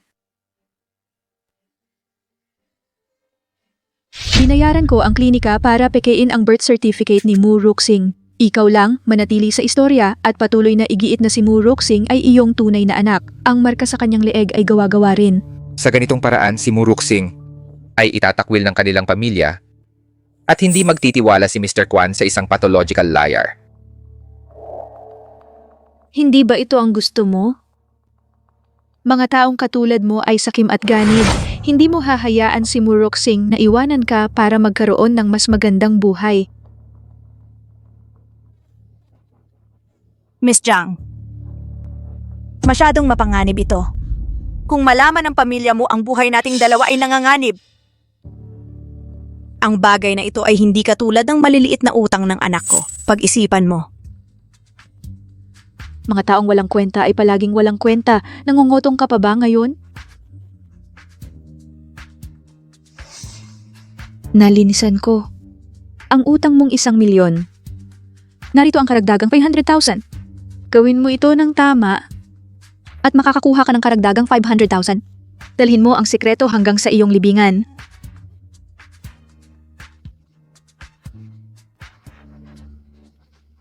Miss Zhang, huwag kang mag-alala. Sisiguro kong si Muroxing ay lubusang mawalan ng kredibilidad.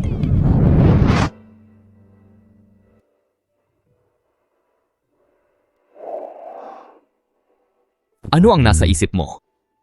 Sa tingin mo ba na sa banket ang aking tunay na ina ay hindi ako tatanggapin pag nakita ako?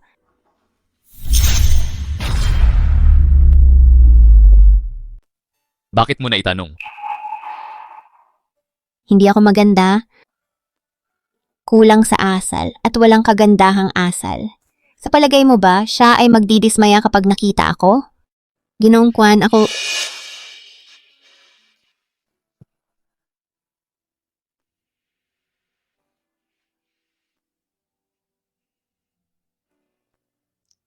Roxing, hindi ko hahayaang magsalita ka ng ganyan tungkol sa sarili mo. Mabait at matalino ka? Ang direktang estudyante ni Master Zhang Mulin. Minamahal ka ng lahat. Talaga? Kailan ba ako nagsinungaling sa iyo? Kasama ka ba sa kanila, Ginoong Kwan? Siyempre hindi. Makatwiran naman, paano maaakit ang isang tao na may mataas na katayuan tulad mo sa isang walang kwentang tao katulad ko? Hindi lang pagmamahal. Nabighani ako sa iyo, Roxing.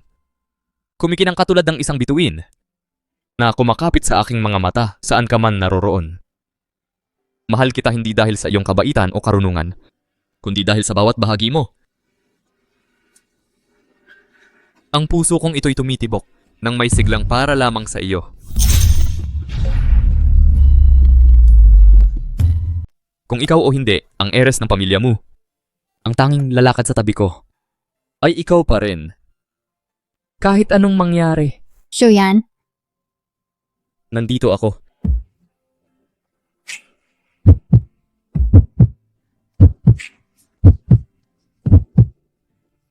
Masigasig ka ngayon. Mas maalaga ka sa akin kaysa sa lahat at pinakamamahal mo ako.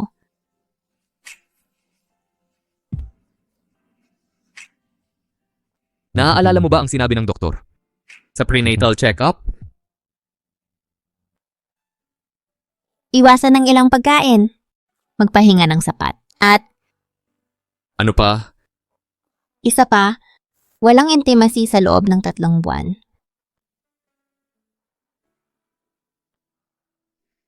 Gaano katagal na ngayon?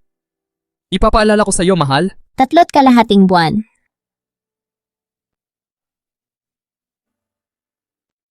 Payag ka ba?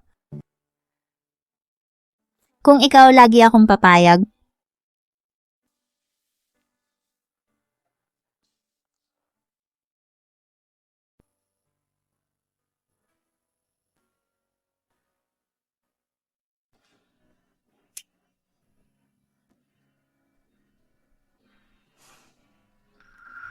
Ginoong Kwan, binibining Jiang ay gumagawa ng hakbang.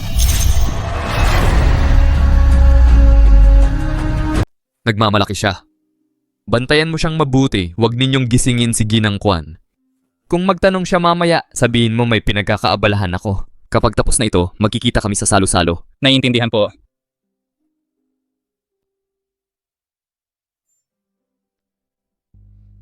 Ginang Kwan, gising na po kayo. nasaan po si Ginoong Kwan? May pinagkakaabalahan po si Ginoong Kwan, pero babalik din po siya kaagad. Para po sa inyong handaan sa pag-uwi, naghanda po kami ng mga damit pang sayaw para po sa inyong pagpipilian.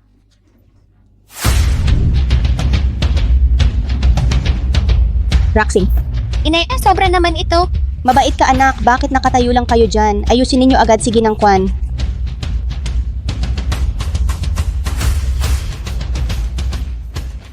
Mulin, salamat sa iyo. Nagkita na rin kami ng aking anak. Ang batang ito ay napakatagal ng nagtiis. Dapat siya ay alagaan ng maayos. Kami po ay nagpapasalamat sa inyong kabutihan. At hindi namin alam kung paano kayo mapapasalamatan, Ginang Kwan. Mula ngayon, sa pagsasama ng mga pamilyang Mu at Kwan sa aming pangangalaga, siya ay mamumuhay ng payapa. Sisiguraduhin naming siya ay maayos na mapoprotektahan.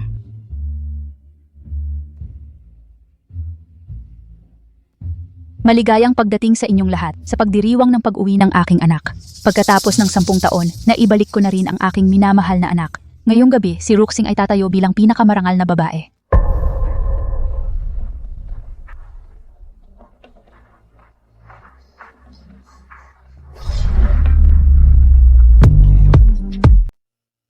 Ruxing, nagtiis ka sa lahat ng mga taong ito.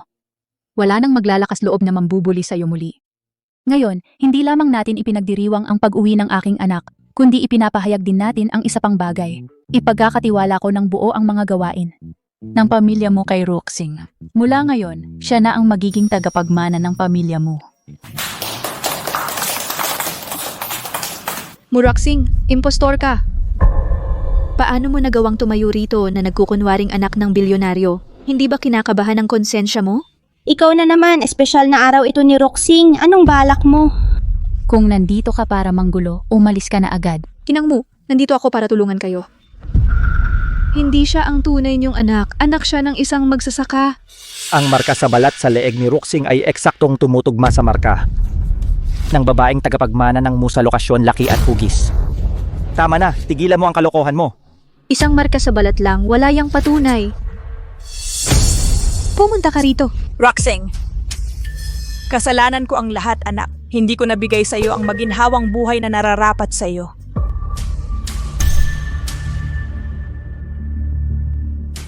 Sinabi ko na sa'yo dati, wala akong relasyon sa'yo.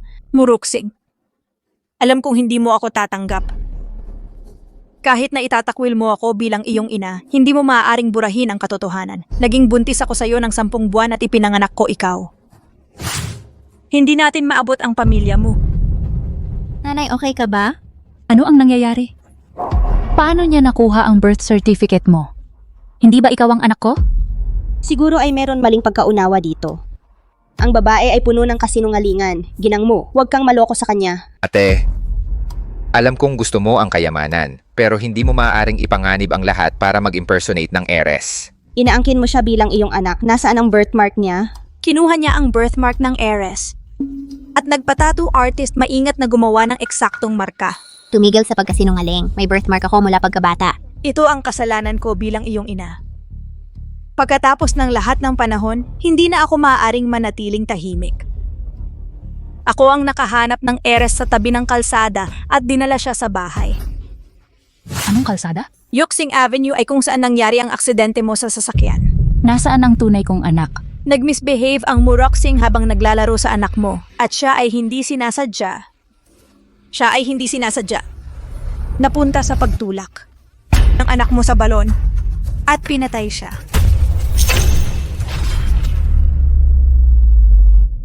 Hindi ko kailanman ginawa yan. Tigilan mo ang pagkalat ng kasinungalingan. Ituloy mo ang kwento mo. Nakita ko sa telebisyon ang paghahanap ninyo sa buong lungsod para sa mga babaeng may hugis pusong birthmark ang nawawalang tagapagmana. Saka ko lang naisip na nagdulot ng malaking gulo si Roxing.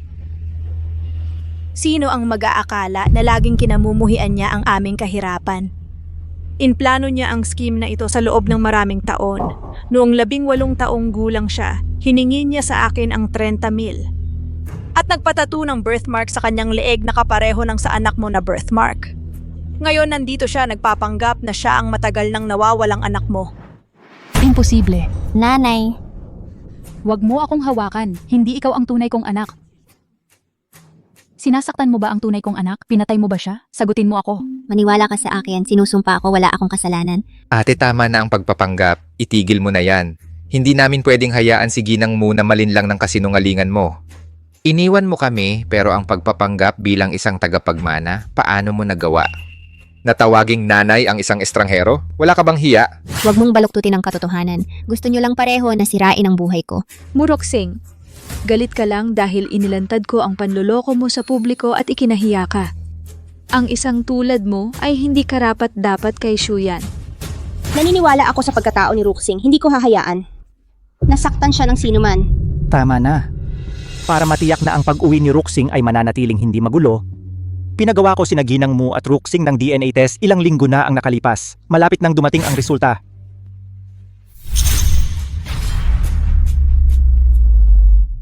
Sinabi ko ba na huminto ka? Hindi ito ang problema mo. Magpatuloy ka. Hayaan mo silang mag-verify. Dala-dala niya ang dugo ng aming pamilya. Iyan ay hindi mapag-aalinlangan ng katotohanan. Wangking, ang bata. Pinagmasdan ko siyang lumaki. Ang kanyang pagkatao ay bagay na alam ko ng mabuti. Hindi siya gagawa ng ganoong kalokohan. Bukod pa, noong una kong nakita siya, naisip kong mukha siyang katulad mo. Na-authenticate ko na ito. Ang birthmark sa kanyang leeg ay hindi tattoo. Isinilang siya na mayroon nito. Buti na lang. Totoo ang birthmark. Paano mo ako niloko? Madam Mu, natural na sinusuportahan ni Master Zhang ang sariling disciple. Kung ang Muroxing ay anak ng billionaire, si Master Zhang ay magpapalakas ng ugnayan sa pamilya Mu. Paano natin malalaman na hindi ka nagtutulungan sa kanya para lokohin ang lahat? Eksakto. Kung tunay kang heiress, bakit mo ipinapakita ang birthmark mo ngayon para kilalanin ang iyong ina? Dahil alam ni Madam Mu, ang young heiress ay mukhang hindi katulad mo. Ngayon, nagbago. Sa edad, perpekto para sa iyong scheme. Ang impostor ay impostor pa rin. Umuwi ka agad. Ang resulta ng DNA test.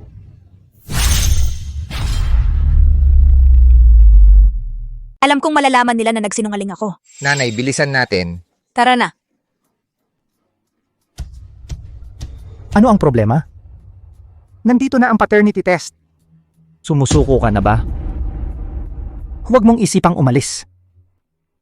Madam Mu, ang batang babae na ito, siyang tunay na anak mo, malalaman natin kapag nakita ang resulta. Paano nangyari ito? Hindi mo talaga anak ako. Ang tunay kong anak. Pinatay mo ba siya? Sagot mo ako. Master Jiang Mulin. Ang test sa pagitan ni Roxing at Madam Mu ay handa na. Pumunta ka sa venue mamaya. Siyempre. Gumagabi na. Kain muna tayo bago kunin ang resulta. Sige.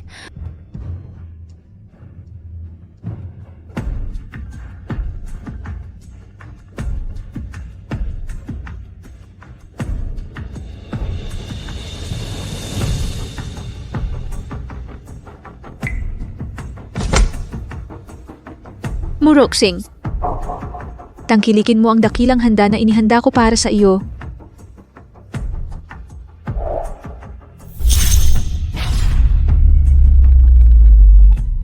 Ang DNA test na ito.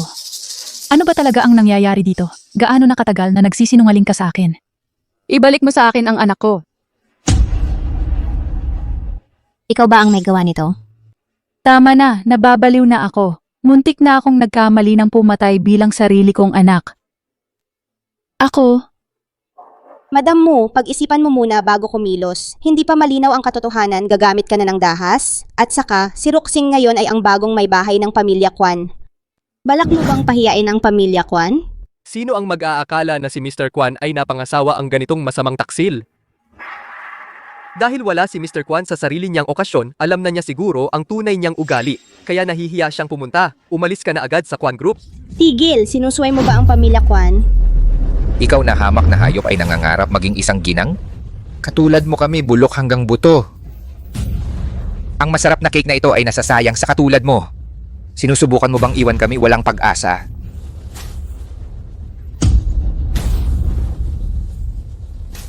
Nanay, sumusumpa ako. Hindi ko ginawa ang mga yon. Ang Mga guwardiya, ang babaeng ito ay pinaghihinalaang nanakit sa tagapagmana. Dalhin siya sa pulisya. Bitawan si Roxing ngayon din.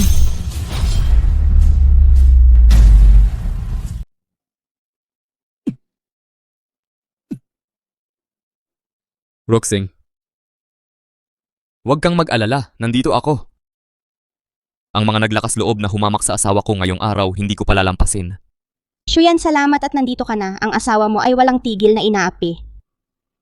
Ginoong Kwan, ang asawa mo ay puno ng kasinungalingan. Ninakaw niya ang pagkakakilanlan ng anak ko, pero hindi lang iyon. Pininsala pa niya ang anak ko. Ang usaping ito hindi matatapos ngayon hanggat hindi siya mapaparusahan. Ginang Mu, sino ang nagsabing nagnakaw si Roxing ng pagkakakilanlan ng anak mo? Shuyan, ang ulat ng DNA na ito ay personal na ibinigay ni Master Jiang. Maliwanag na nakasaad dito na hindi siya ang anak ni Ginang Mu.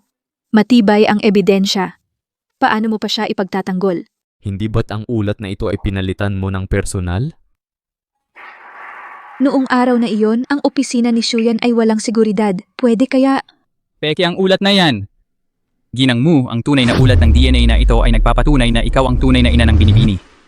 Paano namin malalaman na hindi ka nagbabalak na linlangin kaming lahat? Ang pamilya Kwan ay may kapangyarihan. Ang paggawa ng pekeng ulat ay napakadali para sa kanila. Ang mga ulat ng DNA ay pwedeng pekein. Pero ito ay hindi mapapalsipika.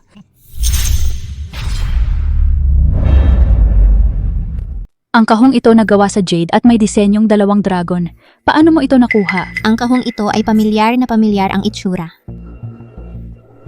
Mr. Kwan, ito ang minanang kayamanan ng pamilyang Mu na nagmula pa sa nakalipas na mga siglo. Nasa loob nito ang jade pendant na pag-aari ng pinuno ng aming pamilya. Ang sinumang magmamay-ari nito ay siyang magkakaroon ng ganap na kapangyarihan sa buong pamilyang Mu. Ano ba ang pakay mo? Huwag mong sabihin na gusto mong pamunuan ang pamilyang Mu? Karapatan ng aking asawa ang kahong ito. Ipinagkatiwala ito ni Master Mu kay Roxing. At saka, kahit na gusto ko man ito, hindi naman mabubuksan ang kahong ito at hindi ko naman kukunin ang pendant. Siyempre naman, para mabuksan ito, kailangan ang biometric scan ng tunay na tagapagmana ng pamilyang Mu, ang fingerprint ng aking anak na babae. Shuyan ang kumuha ng kahong ito. Gusto kaya niyang... Hala? Ang aking asawa. Ang tunay na tagapagmana ng pamilyang Kwan. Ang mga paratang ngayong araw ay nagdudungis sa kanyang karangalan. Hindi ko palalampasin ang anumang paninirang puri sa kanya. Ipagpaumanhin ninyo ang aking pagiging direkta. Personal akong lumipad patungong M-Country sa lupain ng pamilyang Mu para kunin ang minanang ito. Eksakto, hindi namin pararatangan si Roxing kung wala kaming matibay na ebidensya. Kung gayon, subukan natin. Kung hindi sa kanya, magdudusa ka ng husto. Miss Jang, ano na ang gagawin natin ngayon? Tumahimik ka, lumayas ka sa harap ko. Hindi tumugma ang fingerprint. Hindi tugma ang fingerprint. Paano nangyari ito? Posible bang ako ay hindi anak ng pamilya mo? Kaya hindi talaga siya ang tunay na tagapagmana. Napakaraming problema ang dinanas ko, Mu Ruxing. Sa puntong ito, ano pa ang gusto mo? Imposter ka. Roxing, pinagbawalan kita noon, pero hindi ka sumunod at ngayon. Tingnan mo ang sitwasyon natin. Manatili lang bilang ginangkuan ng tahimik. Bakit mo ginulo ang pinakamayamang pamilya? Ngayon, nahiya ka na. Pasensya na, ginang mo, hindi ko sinaktan ng anak mo. Tumahimik. Hindi ko papayagan na marinig ang pangalan ng anak ko mula sa iyo. Mga gwardya, huliin siya. Sino ang may lakas humawak sa asawa ko ngayon? Ginang mo. Roxing, nandito ang jade pendant na kontrolado ang buong pamilya mo. Mga lalaki sa kaliwa, mga babae sa kanan. Ilagay ng marahan ang daliri mo ganito. Pagkatapos, ikaw lang ang makakabukas. Mahal, iniiwan ko ang lahat sa iyo. Sige. Kunin ang doktor. Shuyan, naalala ko na ang lahat.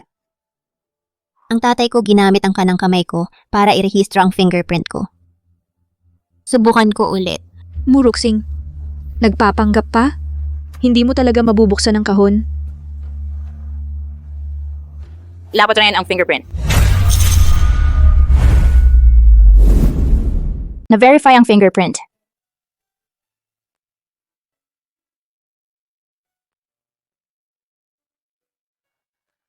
Ji-Kwan, naalala ko na ang lahat. Ang ama ko si Mu Jiofeng. Ang ina ko naman ay... Roxing. Anak ko, kasalanan ko ang lahat ng ito. Nagkamali ako sa iyo, mali ako. Nanay, hindi kita sinisisi. Ilang taon mo akong hinanap. Ang balitang ito ay mabigat na marinig. Ang may kasalanan ay hindi tayo. Kwan, nagkamali ako. Siya ang utak, siya ang gumamit sa amin. Oo, siya nga. Siya ang nag-set up ng mga loan shark at ipinahamak ang ate ko. Maawa ka ate, makiusap ka kay Ji-Kwan na patawarin kami. Tumahimik kayo, hindi kayo karapat-dapat na maging pamilya ni Roxing. Shuyan, huwag kang makinig sa mga kasinungalingan nila. Narito ang mga money trail ninyo at mga peking dokumento. May huling salita ka pa ba? Napakalupit. Sa utos ko, mula ngayon, puputulin ng Kwan Group ang lahat ng ugnayan sa pamilya Jiang. Sino mang tumulong sa kanya ay kalaban ng Kwan Group. Gusto mo bang wasakin ang pamilya namin? Binalaan kita ang sino mang saktan ng asawa ko ay pananagutan ng kahihinatnan. Tungkol naman sa'yo, papaalisin ka. Sa kabisera, magpakailanman. Mga gwardya. Huwag, Ji-Kwan.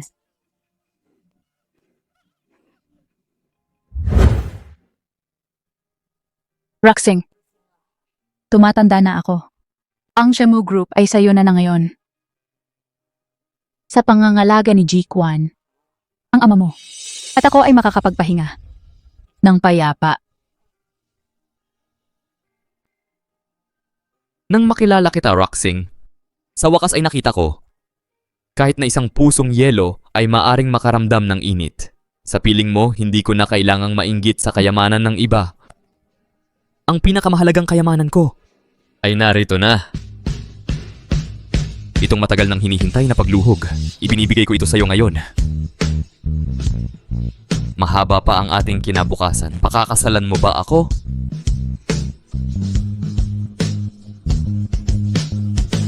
Oh,